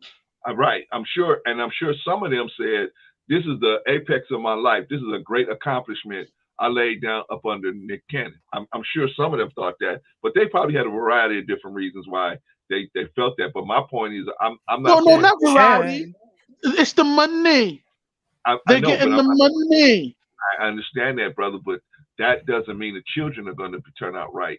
I had a friend that worked with, me and this dude worked together, and he had to go.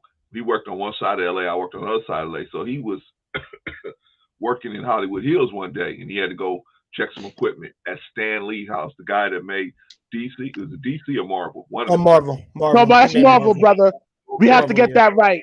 He's the founder and creator of Marvel. Forgive me, Rush. You know, I'm I'm sorry. When we're talking about Stanley, I get real passionate, man. You know. I do too, man. I'm the same. All right. When I see you get real passionate like that, I play the old card. I play the old card, man. So anyway, so Stan Lee, man, he goes to Stan Lee's house, right? He has to check the electrical equipment. So he's over there checking the equipment, and Stan Lee pulls him to the side and says, he said, man, don't let your wife raise your daughter by yourself. He said, I should have been more involved with my daughter. Now, I shouldn't have said his name, but he has a daughter that's not doing well. I'm not gonna put all the business out there because I just thought about it. So he has a daughter that is not doing well. I'm not surprised. Statistics show that a child that's raised by the mother most likely is going to be a stripper or a drug dealer. We go. Now we coming together, brother. The stats show that. Why? Because women suck at being single parents. The mother and the father present balance. If you don't have that balance, then women suck being single parents. They're gonna raise your future drug dealer, all right, and your stripper, and your future prostitute. This is what they're good at. Single motherhood. Rush. Yo, Rush. Yo, Clarence, bro. You trying to kill my audience, man. You trying to run my audience away, Rush. Easy. Sorry, Clarence. I mean, Rush is being honest though. Like, I mean, you just look at if you look at the stats, people that grow up in single parent households, they have a harder life. They go through a lot of things. Single mother. Yeah, single mother. If it's a single father, it's an 80% chance that the kid's gonna come out outstanding, a great product to society. But if the kid's still from a single mother household, chances are the kid's gonna grow up to be a drug dealer and stripper. All right. Hold on, y'all. Stats show it, man. Numbers don't lie. Hold on, Rush. Hold on. Sister Don, question on that. What do you want, Don? Brother Clarence. You and your cheap comments. Rush. Give me a minute. I'm sorry. Brother Clarence, I think you know me better than that. I have a strong black man in my family, great fathers. So you're off there. We're always cool, brother. See you soon. See, I didn't think it was no accusation. I don't know what she thought I thought, but I just was clearing up that she wasn't accusing nobody of nothing. But now you got me in trouble with Don Harden. That's all right, brother. Okay, so Rush, what were you saying now? And I was saying, I was informing the great people of your audience that he sets off nukes. Single mothers suck at being parents. They raise your drug dealers and your strippers and your prostitutes. Okay? This is what they're good at. I just told you about Stan Lee, brother. Stan Lee wasn't no drug dealer. And okay, here's the thing. Right? Okay. Good. Yes, Stanley was not present of the child's life. There you go. All right? But the lady chose a man like Stan Lee, you know? Great notoriety, financially stable, but because the mother was a crappy parent, that the kid turned out bad, you know? I agree with that. Now, a lot of times it's very important for the man to seek a good female to raise a kid, because as a parent, you know, as a female, as a mother, that's a serious job, because if the mother has great character and live off of the religious fundamental of ethics, that kid will most likely be raised right, because the mother holds a important job to teach the child on what from right from wrong. You know, that period of that in that time frame where the mother is raising a child from the age of it's being conceived, born, and then up to the age of 10. those are very what's the word I'm looking for? That's a Influential years or not influential, but a critical. oh my, what's the word I'm looking for? Okay. It's a I'm gonna oh damn, what's the word I'm looking for?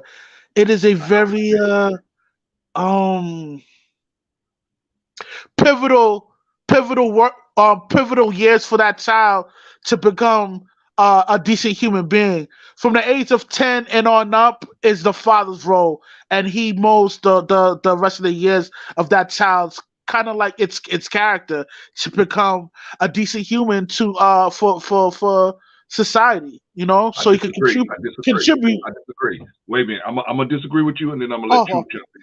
I'm how gonna let can you Truth jump disagree with that, sir? Come on, Clarence, come on, man. No. Well, let me qualify it. I don't disagree with it at all. It actually is on point. It just needs to be further qualified. Third grade. Third grade. Men need to be involved with your children by the third grade. You have to be involved with them by the third grade. If you're not involved with your child by the third grade, I mean, when I say involved, I mean at least you speaking to them at least a couple of times a week. Now, Right? Yes, you gotta be yes. real. But but No, but but but most but hey, listen, Terrence. Either and this is not just black women. This is all races of women. of Either course. they choose the bad boy archetype or the guy that's in the top percenter of earners, right? The guys that like Stan Lee, your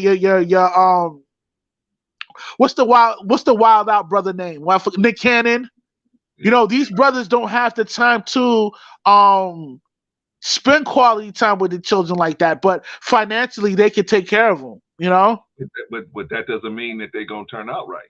But your average female, not just the black woman, the average female seek for the top 10% of earners. I understand that, brother. I understand that. See, that's what I'm saying.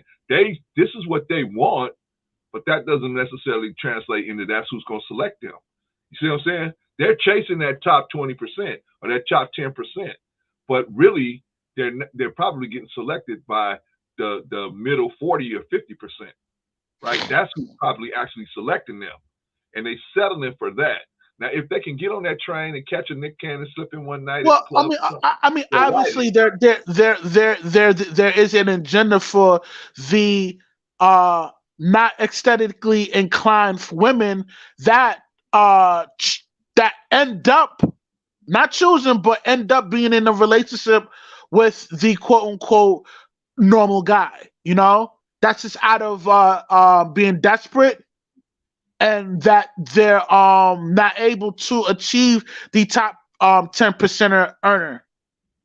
All right, A lot of them fall into the cracks.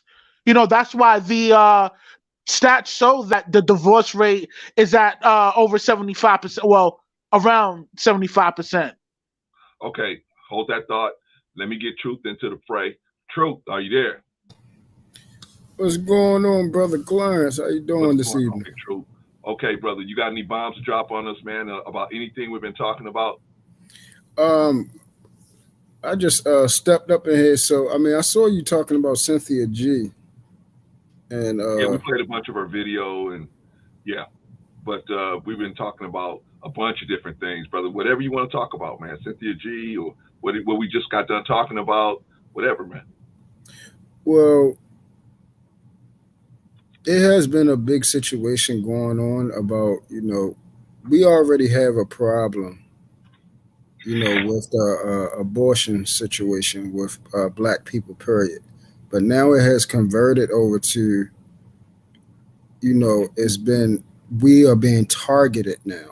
So if it's a black male, now the black males are being targeted and aborted at a higher clip now. So this is something that's going on, as well as so-called black females are going into this divesting state where they're no longer going to so-called be with or ingratiate themselves with us. And this is all because of Cynthia G and females like her. Um, myself and a couple of other people, and I think you as well, Brother Clarence, I promote God, family, and marriage. And these women out here, they think they're helping, but they're doing a very disservice, because a lot of women out here are going to end up being alone in nursing homes and stuff like that by themselves and things like that. And it's terrible. I mean, it's like we supposed to be trying to come together. You know, we're supposed to try to come together as family, as people, and it seems like we're getting spread apart more and more and more. It seems like it's getting worse. It's not getting no better, and that's the bad part. As far as the part about, go ahead. Truth, let me ask you real quick. I'm gonna let you finish rocking, but No, why? go ahead. Why is the gap spreading so farther apart? And let me qualify what we're saying. We're not talking about all black women. We're talking about the women that feel like Cynthia G. But yeah, but truth, why is that gap growing? Well, because a lot of it seems like more women are starting to find comfort in being on that side. Like they're feeling like it's an opportunity to it's so-called, I guess it's a so-called thing called BWE, Black Women Empowerment thing. I just heard Oh about. yeah. I just heard about Yeah, that. I just heard about this new thing. So now it's not the feminist movement, and now it's the BWE thing going on now. And it seemed like a new sector or group is coming out that's basically the same thing, but it's promoting still again division. You asked me why. You saying why or how it's coming? I'm saying what are the factors that are pushing that understanding and making it grow? Like what's making that attractive to women that's out there saying, you know what, I'm going to divest. I'm going to leave black men alone. What is pushing that? Well, selfishness. That's the main thing. Selfishness. That's the main thing. A lot of females are out here and they want their way. If they're giving themselves, because see, this is the thing. They know that men want them. They know that. Okay. They know all they got to do is be themselves, and a man wants them. If they're the best version of themselves, they got the ticket made. So they ain't really got to do anything. May I interject real quick? Hold on, bro. Hold on. You've been just calm down for a minute. Just let me do my thing, and then you can have it. So they've been so-called getting themselves together. You know, the money, the classes, they're going to college more, so they're getting in a position of power. And this position of power is basically saying, okay, I have everything that a man can do for me. What do I need a man for now? And is it worth basically how they look at it, is it worth the headache of being with a man if I can, supply all my needs as far as financially and everything like that now? Because that was the main thing a man is supposed to do, is provide, when we're talking about physically, financially. I look at provisions much more than just financial. But everybody basically places a man's pockets as his main resource, and also that's a man's worth in society eyes. How big the man pockets is determines how much clout the man has. So that's why they're going after these so-called 10% men, or these guys, the six-figure guys, that so-called high value. It's more of a status thing, and then also the lifestyle that comes with it. So then now they're getting upset because you get a guy like that, he's working a lot. You get it like that, he also has an ego with him. See, in some ways, it's like they're not satisfied. I appreciate that, man. Appreciate that. Rush, did you have pushback for Brother Truth? Yeah, the reason why the reason why there is such a improper portion of females having this idea that they are independent and strong and stuff is because it stems from the leftist feminist movement. A lot of these females, when they do enter into the college realm, they are being indoctrinated, informing them that they are able to accomplish things without a male because they're being indoctrinated with the leftist movement ideology. And this is why a lot of the damage stem from. The feminist movement is a cancer to the nuclear family. Right. I would mostly yes, I would agree. And the feminist movement had some good parts to it: personal safety, job security, job opportunities. Some of the parts of it made sense, but the overall damage to the nuclear family devastating. Torpedo. Yeah, absolutely, absolutely. Yeah, that the whole feminist thing. Again, you said it had some good things to it. See, I look at it that it had nothing good to it. It only benefited one group. Preach, brother, preach. You feel what I'm saying? So it was good for women, but it wasn't good for us as a collective. It's not good for the family. So if it's not good for us as a collective, I don't look at it good. I don't look at if something look like it's built off of selfishness, I don't call it good. And that's what that whole movement was. It was only about them getting to a certain position. It wasn't about us as a family getting to a certain position together. Okay. So I don't look at that as good. Let me ask you something, Brother True.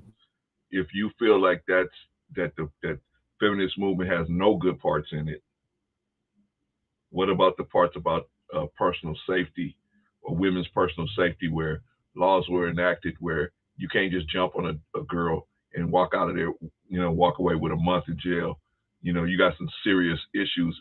It created that issue created some safety and some lowered the anxiety for women being out here moving around. And the other thing is opportunities. They have job opportunities. I don't know if you have any daughters, but those opportunities were created, and so that they could have better opportunities. Let's say they're not selected. Let's say they don't get selected by me. Let's say they're Cynthia G. They're just not selected. They gotta feed themselves some kind of way, right? And McDonald's ain't gonna do it. They should have an opportunity to go to college and everything like that, right? Yeah, see, that's the thing. Where was these women at? Okay, so let's use that example. Before they started being able to work and everything like that, where were the women at that you were talking about? The ones that so-called were alone. You couldn't find them. Right, not that many. Right, exactly. So listen what you just said. Basically, that's null and void then, because see, listen what you just said. The people that were single, they were single until they got married. It basically forced people to get married. They didn't have a way. The more liberty we have, the more screwed up we become. It's in our nature to do this. So the more free you give us, the more, you can do this, you can call yourself this, and you can do all these different type of things, and there's no consequences.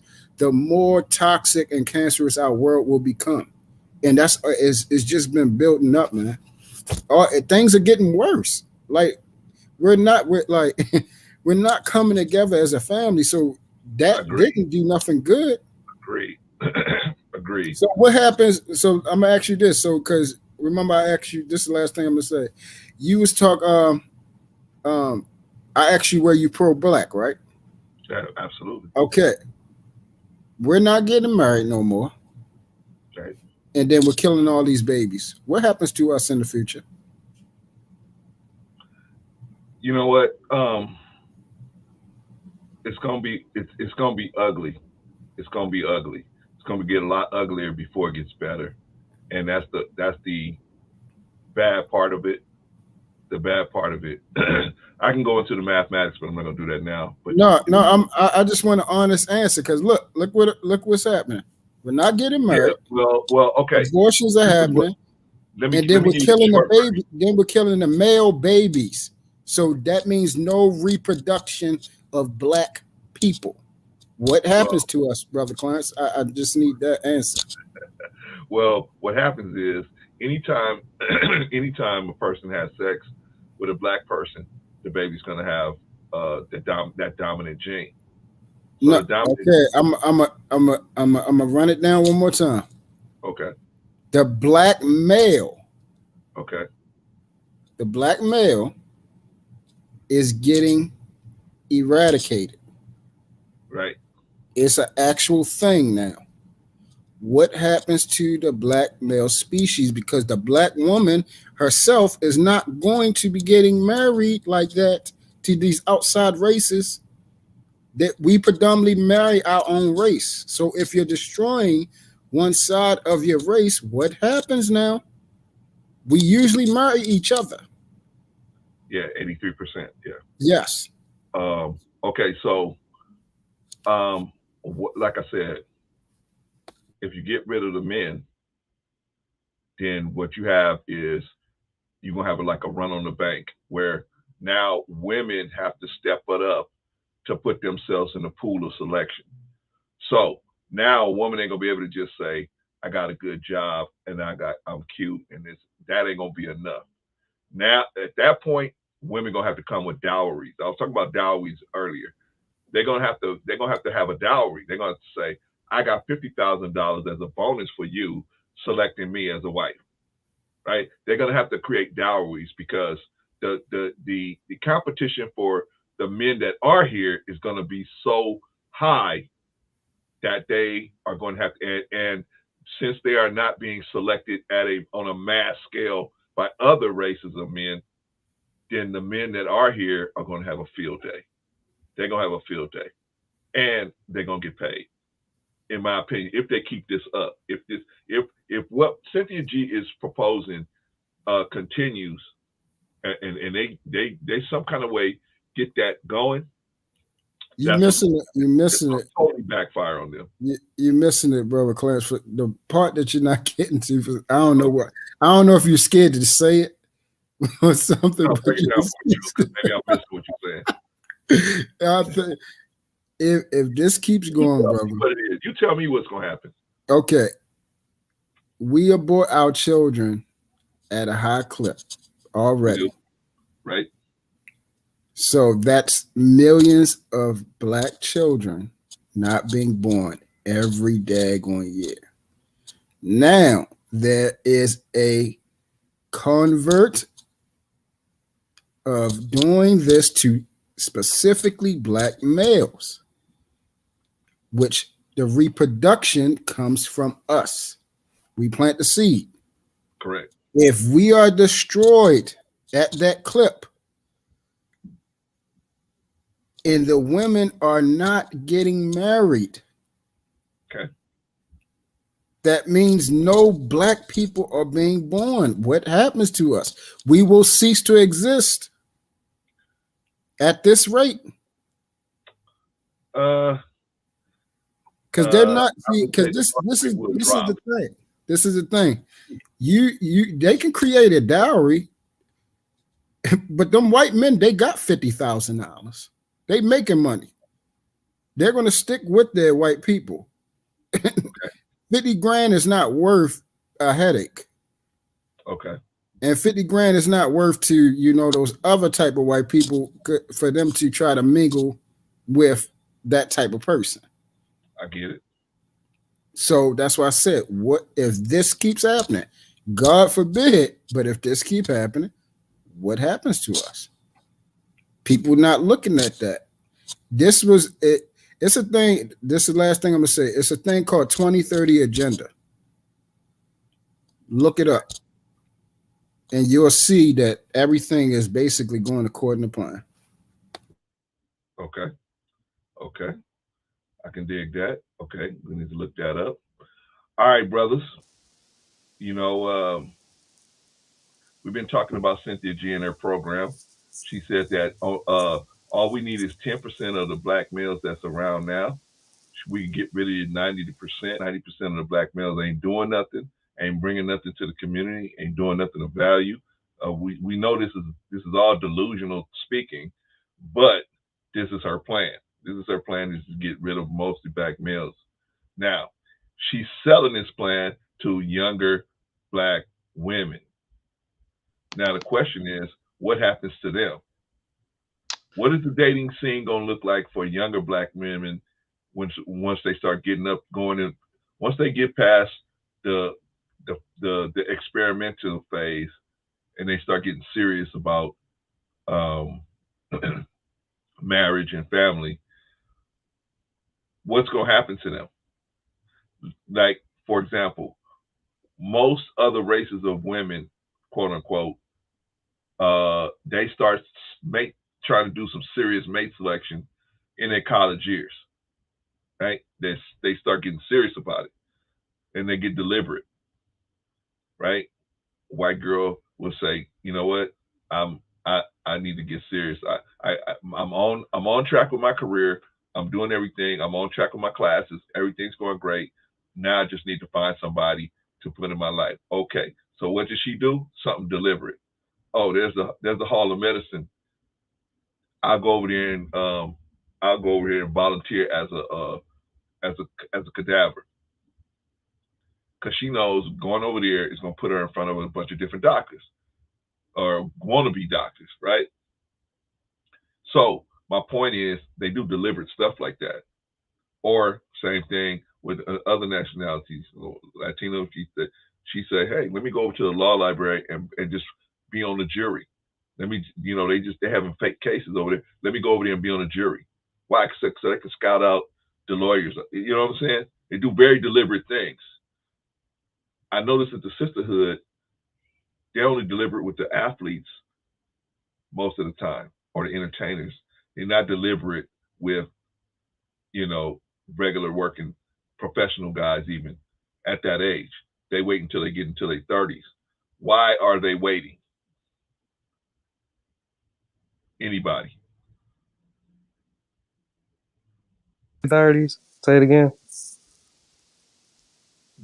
Young, other races of women get serious about mate selection and marriage and family around the college years. They go through a phase where they experiment with different men, maybe one or two or three different men. Then they say, okay, I know what I want. This is what I want. But it's early. So they start getting serious about mate selection and marriage and family. So they start doing deliberate things. I noticed that the sisterhood, a lot of times, not all of them, but a lot of times, will put that off. They'll put mate selection off. I mean, they won't. They will still have casual sex, but they'll put mate selection off. They'll put family off till they hit about 30. Now they get serious about family. I noticed that with a lot of black women, they get. It's not just black women, Clarence. Yes, it is. It's all races of women that practice this. It's just that the reason why the magnitude is so great for the black community is because that there was already a disservice of influence within our community that promotes this rhetoric. Like what, Rush? What's promoting it? Feminism. Oh. Feminism and single parent households. Single mother households. Let me correct that. I think the single reason, mother household.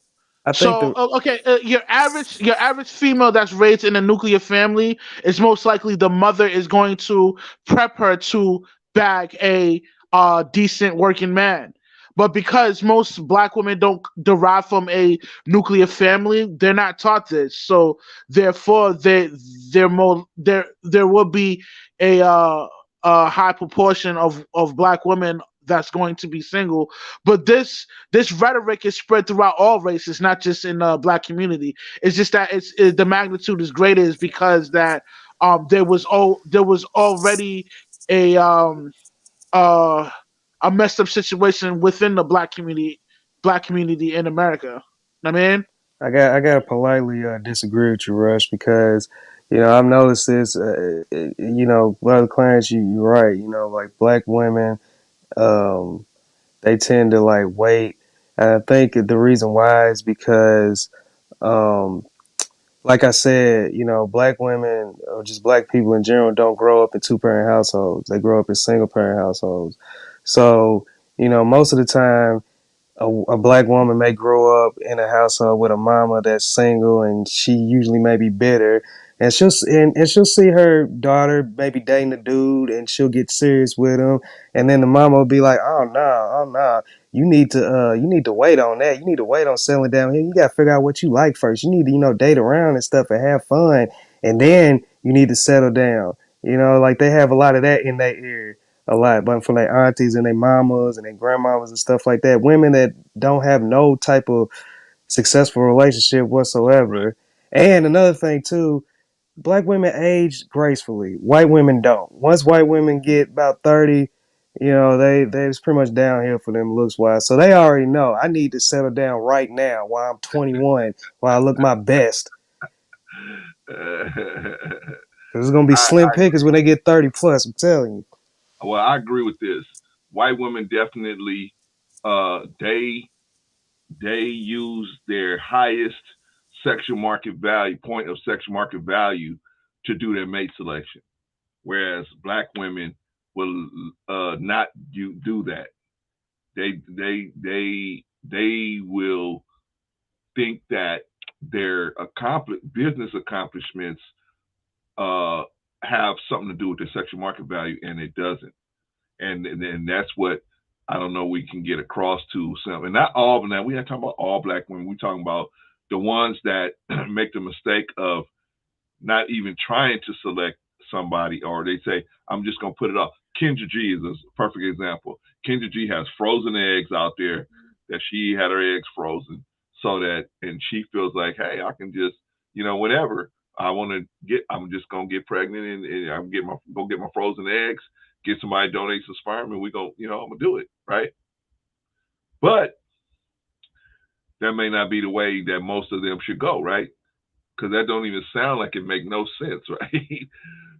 But like I said, they put off mate selecting. But what we want to know is why?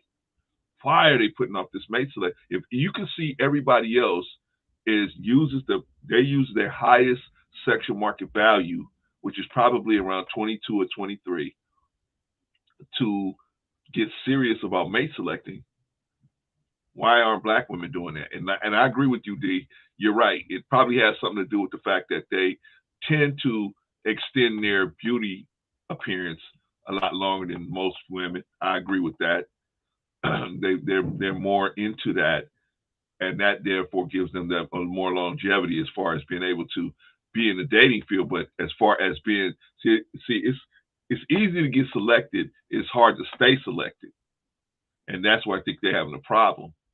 I don't know. What do y'all think?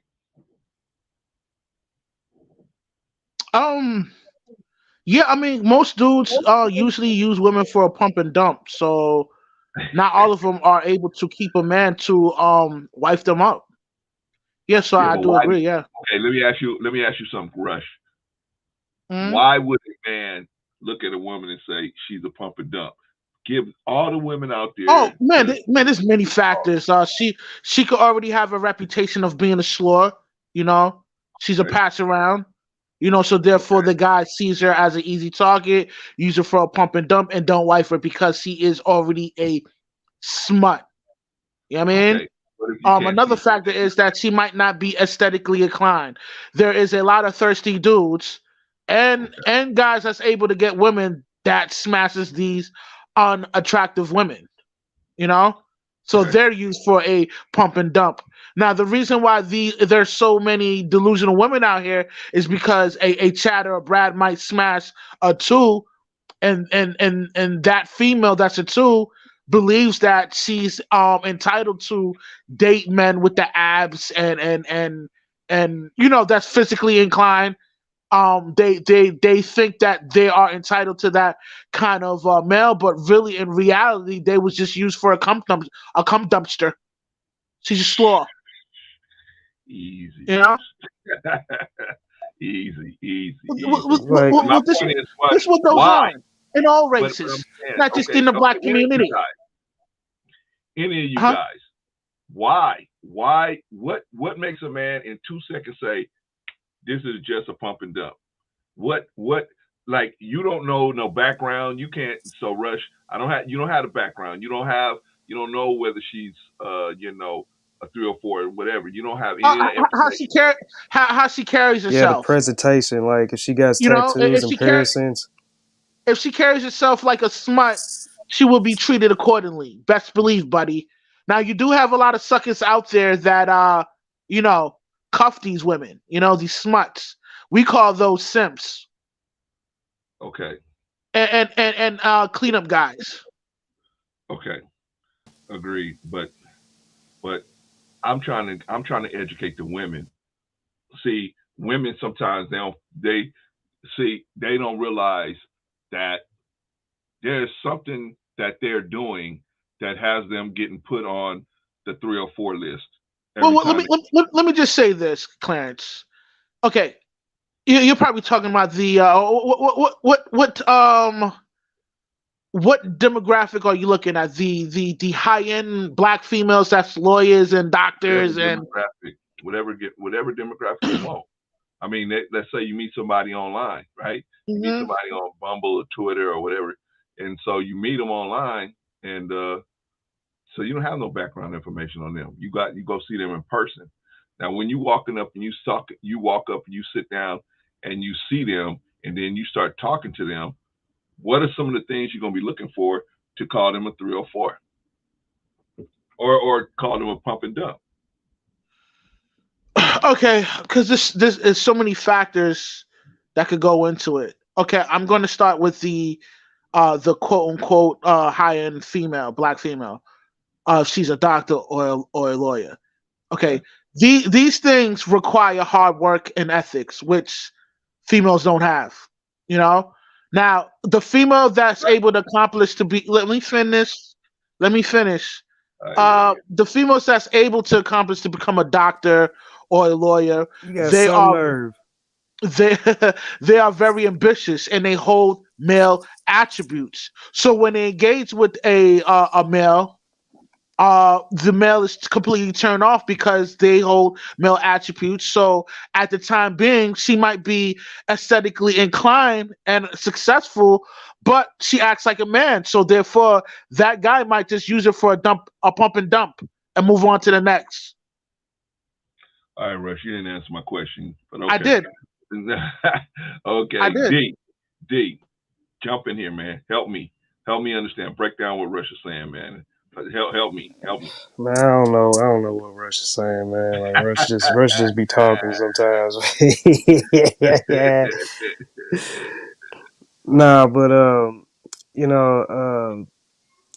our community, being marriage is not it. Like, think back to like the '60s. Black people were married, and marriage was something that people aspired to do. Absolutely. Now in today's time, it's all about just sleeping around, having fun, not really settling down. And you get that on both sides. Like men tell other men, "Oh man, you should go out here and slay all these chicks or whatever." And that doesn't make you a man. You know what I'm saying? Like, but black men, like, it's like black men, we lose our virginities early. You know what I'm saying? It seems like once you get like 14, 15, you ain't lost it yet. You looked at as a weirdo or something. You know what I'm saying? So it's like we're not really taught in our communities to really just settle down and have families. So especially in today's time, where it's like a really big divide and stuff. And the guy that mentioned that earlier, he's very much right. Like, with this, in the past few years, there's been a lot of like, black men versus black women, and that's doing nothing but just making, us hate each other, and then we're gonna be depopulated before we know it. Definitely the birth rate to slow down. Jay, you there, Jay? Oh, Jay must be busy. He probably got a live stream tonight too. All right, y'all. Let's get some closing remarks in here, brothers, because I got to shut it down a little early today because I got some legal documents I got to go and run around getting. So, all right, let's get some closing remarks, fellas. Let me start with you, D. What's your closing remarks, man? What you got to say? And my closing remarks is, women got to stop getting hyped up by the things that they see on social media, and understand that the women are telling you to be independent and do this and do that. They go home to their man every night. So yeah, just stay off the social media. Quit letting them mess up your mind and brainwash you into hating men. Same goes for men too. Don't think every woman is a whore and every woman is out to get you. There's still some good women out here. Yeah, you got to learn how, They and all I for the agree. streets. They all for the You got to streets. learn. Hold on, Rush. I'm gonna get you. I'm gonna get to you, brother. But he said something that was really good. There are a lot of good women out here. You just got to learn how to vet and teach. See, if you don't know how to vet and you don't know how to teach, you might have a good woman. She just doesn't have the information to be able to respond to you like you want. You may have to teach. I had to teach my wife so many different things, right? But that's the way it is. Sometimes you got to be able to, you got to vet them, and then you got to teach. Now here come brother Be Easy, right when we about to close it down. But I he got appreciate you letting me on, bro. yeah, no problem, man. I appreciate you, D. Anytime, man. Anytime. All right, Rush. Give me your closing remarks, man. I'll probably give brother Be Easy a few minutes too, but give me some closing remarks, man. What you got to say, man? Um, things I want to say is, yo, they all belong for the streets. Seek wisdom, Don't say practice that. humility, and stay sucker free. You heard? I appreciate you, brother. Thank you, brother Rush. I appreciate you as always. You always welcome on here, man. So appreciate you, man. That was brother Rush. And Jay, you got any closing remarks? Jay's still out, man. Brother Be Easy. What's good, bro? Can you hear me? I can hear you, brother. I can hear you. We've been talking about so many different things, Be Easy. So I'm gonna give you about 5-10 minutes to rock, man, if you want to, and then Oh give me yeah, some. of course, man. I heard so much stuff where Okay. I was just out and about and I didn't want to come up. So I was trying to jot it down so I can go point by point and I was gonna Sure, be able sure. to bang it out rapid fire because I was cutting in and out of the stream. I But got from you. what I did hear was I did so what was the last couple of questions that you had posed to the panelists? The very last question was, let me see down here. It was something in regards Why to, do black women wait to mate select and marry? The whole point with that was that other races of women typically, quote unquote, typically they usually do their mate selecting when or they do their hardest attempt at mate selecting when their sexual market value is at its highest. Black women typically, not all of them, but a lot of them go for the feminist doctrine by waiting. You don't have to do this. You don't have to, and they wait till their sexual market value is not as high as it could have been to mate select with a better candidate. So why do they do that? What's making them think that they can wait? Now I'm gonna tell you what was said. Be easy. What was said was, well, because black women can retain their beauty appearance for a longer period of time. Agreed. But that doesn't mean they're gonna get selected, in my opinion. But that was the last question, brother. Why do black women, some black women, wait to mate select and marry, and and wait till their sexual market value is not as high as it was, where other women, they jump right in when their sexual market value is at its highest. okay.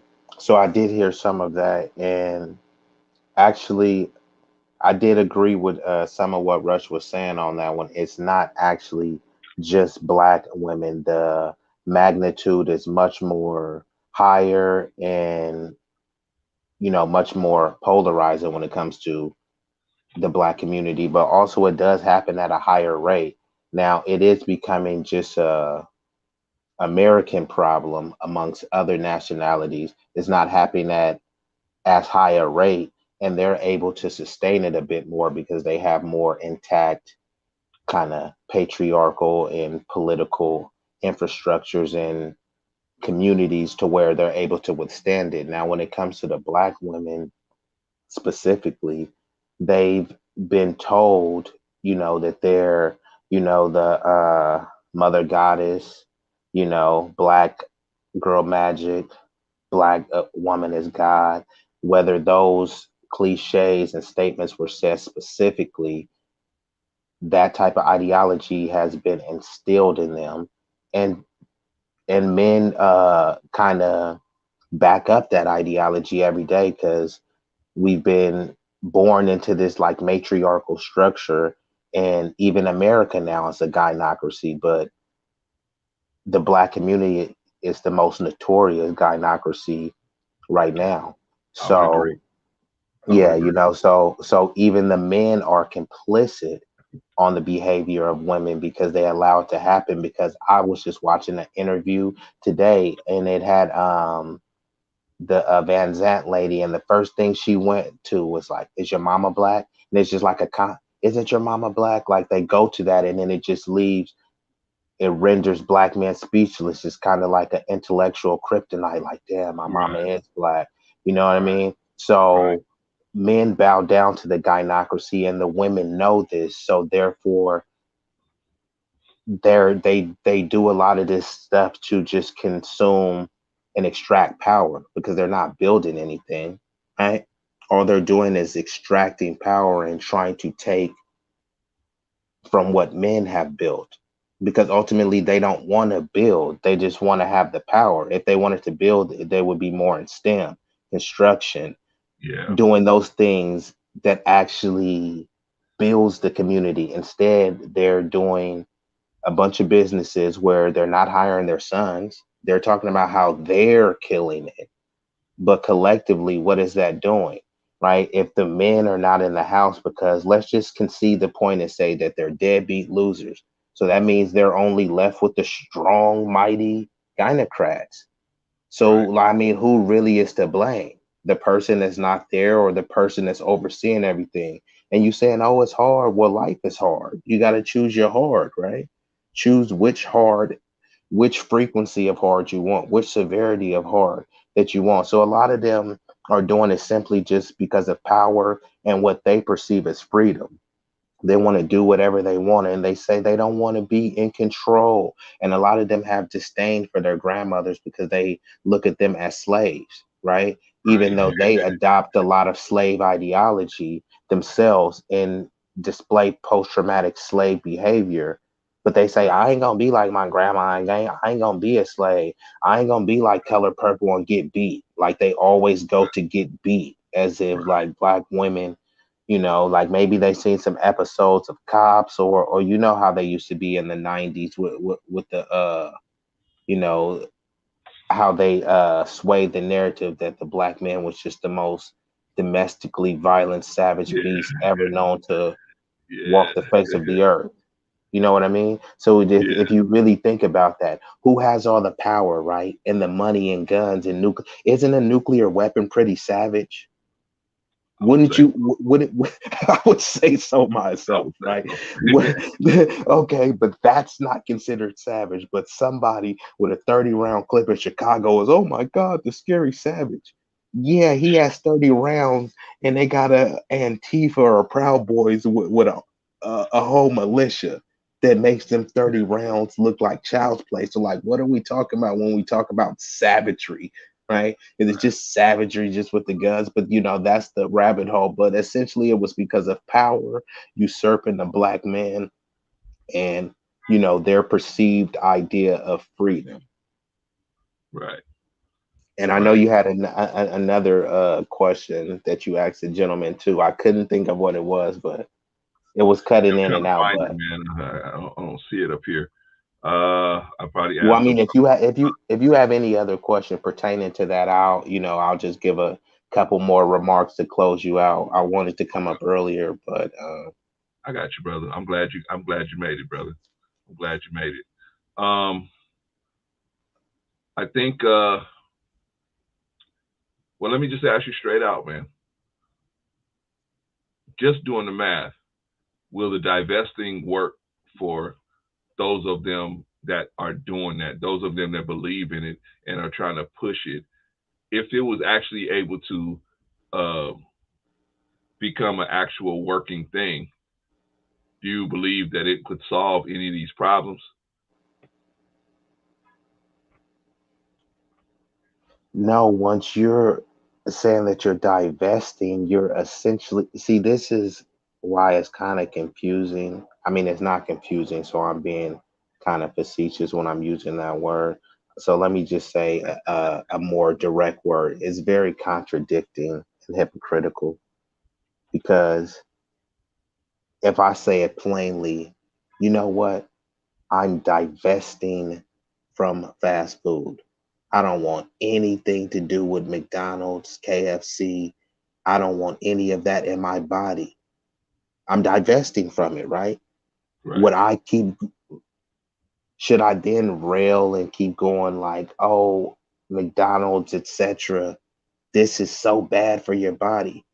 Okay, there can maybe some of it, but should I spend more time talking about what is good for my body, right? The different vitamins, herbs, etc.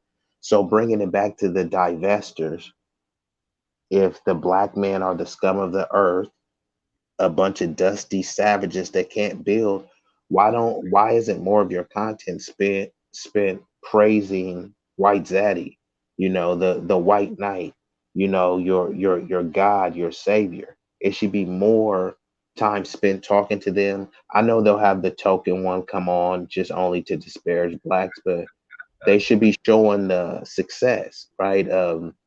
These swirler marriages. Unfortunately, I've been seeing a lot of swirlers getting terminated, right? These OnlyFans chicks have been eliminated from the face of the earth.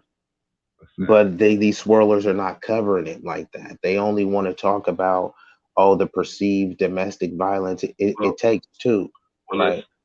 let me throw something in there. Be easy. I'm gonna let you finish rocking, but let me throw something in there. Now, you're right.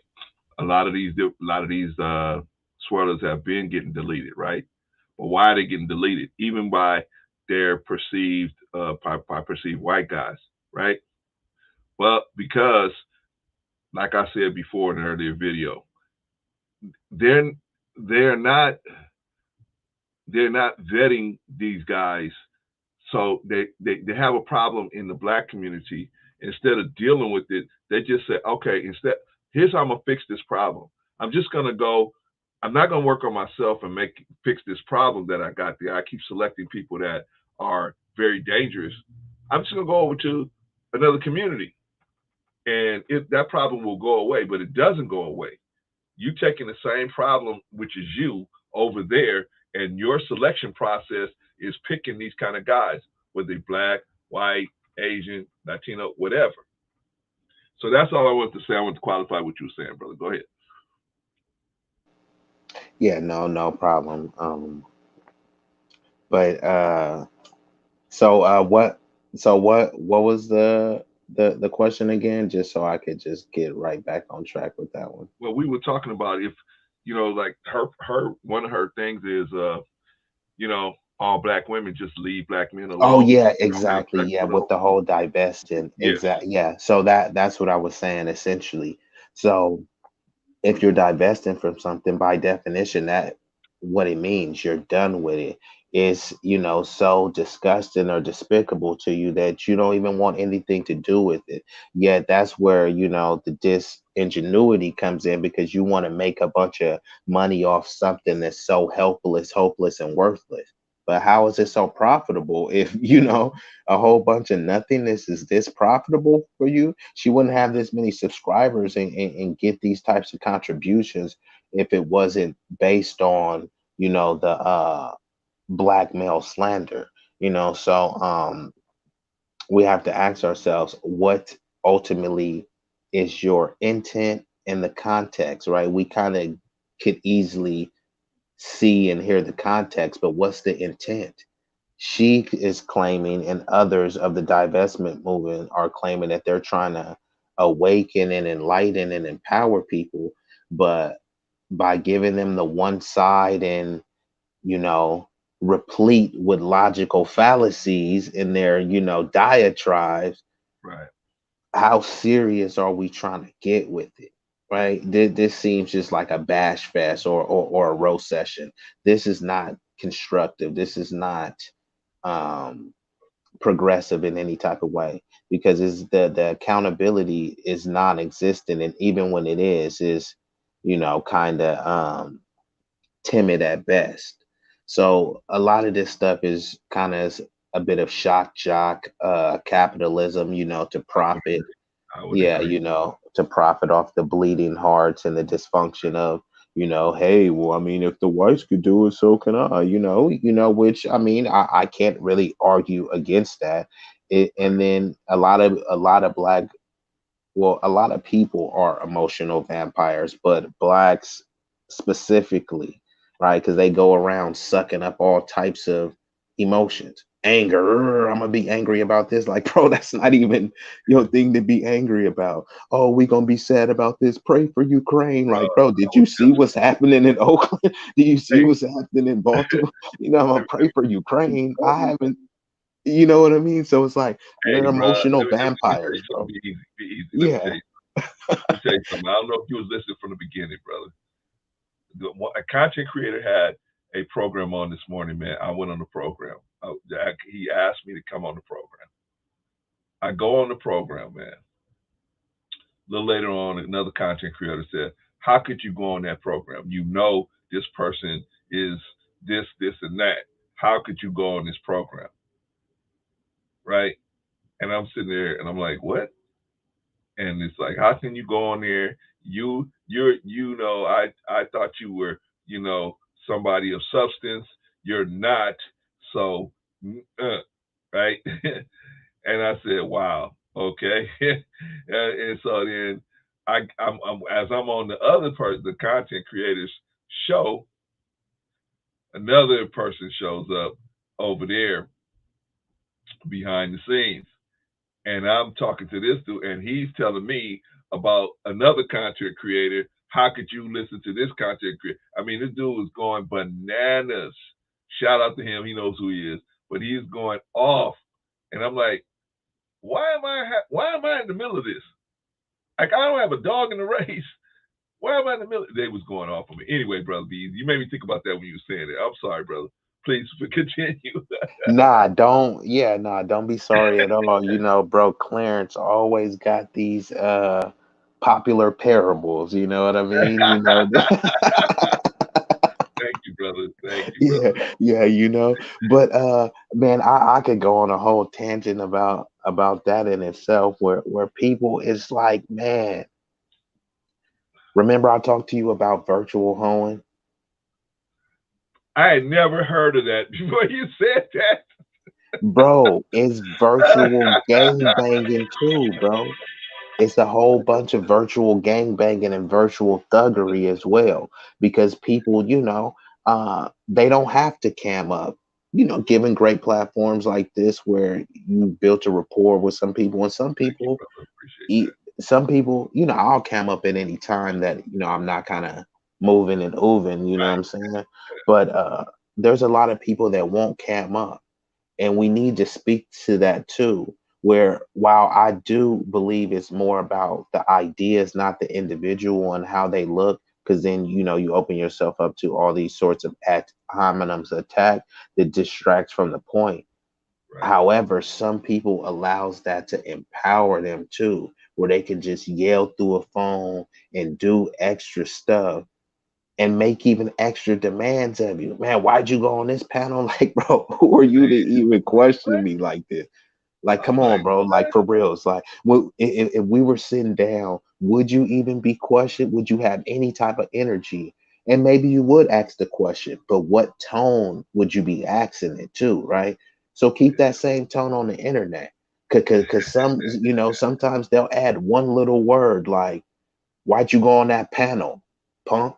Like, come on, bro. Like, like, No, why no, did you no. have He to didn't add approach that you like little? that. No, Nobody approached you like that, man. yeah, no, no. I I wasn't. hear I what you're was trying to saying. make a I hear what you're general, saying. a general statement because I don't try to speak on your Yeah. individual I got you, stuff bro. because I'm we'd just have to clearing it up for draw. them, so they won't Okay, be yeah, saying, "Well, claims what they said that we was disrespectful." No, they wasn't. There wasn't nobody disrespectful, but they definitely was. They definitely got in my ear. But anyway, go ahead, brother.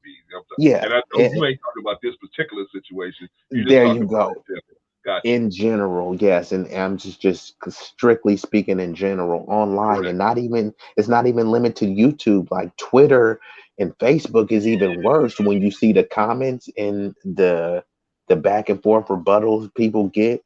It's all sorts of racist, nasty, sexist, misandrous vitriol, but it's the Thunderdome, you know. So I'm just saying, like, people need to just be prepared for that and not try to dictate who you associate with in the YouTube streets. And yeah, if you have one more question for me, then I'll close it out. I mean, I'll be done after that. Actually, I don't, brother. Be easy because I got to print up some documents, some legal documents for Okay. my son, man. So I'm gonna All try right. to Well, close yeah. out early. All right, for sure. Well, man, thanks for having me up and continue to handle your business in the YouTube streets and in and in the California street. I'm trying, man. I'm trying, man. They pressing me, man, but I'm trying, brother. But I thank you, brother. Be easy for even acknowledging your little brother and checking, just checking in. Say, hey, I'm just check in. I may not have, he may be doing his closing remarks, but hey, I know he gonna give me just a little time to touch on everything, and I will, brother. You and OG Patrice, y'all can come in right when I'm about to turn the lights off, and I'm gonna extend you that courtesy, brother. So appreciate you, man. You always dropping jewels, man. Appreciate you for Yeah, that, for sure, Brody. Have a good night. brother. Okay, you too, man. Brother Jay, you there? I'm gonna pull you down, brother. All right, what y'all think? Be Easy came in ninth inning. You know what I mean? Came in the ninth inning. What do you call that? Bases loaded. 2 outs. You know what I'm saying? And he hit it out of the park. Grand slam, right? What about Brother Jay? Strong performance as usual, always. What about Brother D? Strong performance as always. What about Rush? Strong performance as always. I got to get on Rush. He's always running the women out of my chat, but I got to get on him about that. He got me in trouble with Don Hart. I got to get on him about that. But strong performance by Rush. What about the man I wanted to come on, Roshart? He didn't come on, but I get it. Chaotic is streaming, so he's probably over there. What else? Who else came up? Who else came up? Oh, Truth is favorite. What about Brother Truth? Came up strong performance. Dropped a little touch on us and then bounced out. Who else? Did I get everybody? I think I got everybody. Everybody in the chat, appreciate y'all. Appreciate y'all for stopping by. What do y'all think? Y'all do the math. Cynthia G program gonna work? Does it have any mathematical legs to walk on? I don't think so. I don't think so. What's the solution to this issue? Well, the solution to this issue is we as men got to get it's on us. I mean, I know everybody wants to blame women. I know everybody wants to blame black women and everything, but it's really all black men. We have got to figure out a way to get back into the house. We got to figure out a way to start selecting people that have sense. So when we mate with them, we don't have all these issues. And that's our decision. Women are going to mate with most of the time a person that they think is a good person. They think this person is good. We have to know they're a good person. That's the difference between us and them. We need to know that the woman is a good person. We need to know it because these are the kind of issues you can have where they're not letting you're not able to see your children, or you are, or they taking way more money than they should be for child support or something like that. Just something crazy, right? It's on us as men. It's on us. A lot of problems in the black community can be fixed by just men. We got to do a mass exodus back to the community. We got to do a mass exodus back into our houses. We got children out here. I'm not even talking about foster care. I'm not even talking about orphanages. I'm talking about we got children out here where women are raising these children by themselves. Should not be happening. That should not be happening. I understand you don't care about the woman, but you should be right down the street so you can at least be in those children's lives, man. But see, I told you before, y'all thought I was just going to beat up Cynthia G. No. Sacrifice have to be made. Sacrifices have to be made. So who shall sacrifice? Who shall sacrifice for the benefit of the group? Someone must sacrifice. Some people will sacrifice. But a lot of our people don't want to sacrifice. They want to go out there and have casual sex. That's what means the most to them, because that's what reinforces that's what gives them their validation as being a desired person, is casual sex. Uh-oh, Clarence, you hit on something. Yeah, I know. That's what reinforces them, casual sex. So they first get their validation online, then they get their validation when you make it a date, then they get the ultimate validation by exchanging fluids with you.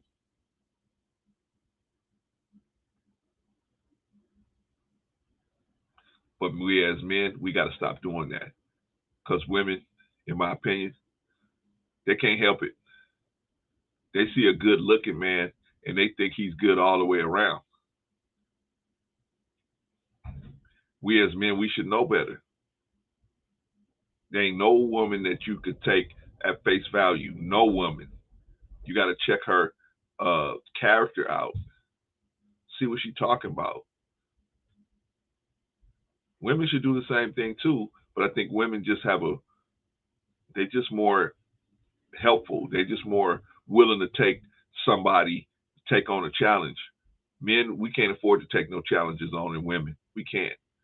Not unless you built that way. If you built that way, yeah, be a single dad. I mean, be a stepdad. But most of you guys ain't cut out to be single dads. You ain't cut like that. That's an awesome responsibility on top of an awesome responsibility. Most of y'all.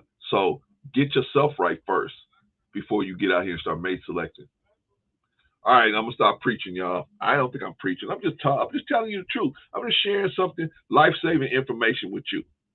I'm just sharing life-saving information with you. But I know, go get the beef. The beef is out there. Take your knife and your fork and go on out there. Anyway, I gotta go anyway, man. I gotta print up some stuff for my son.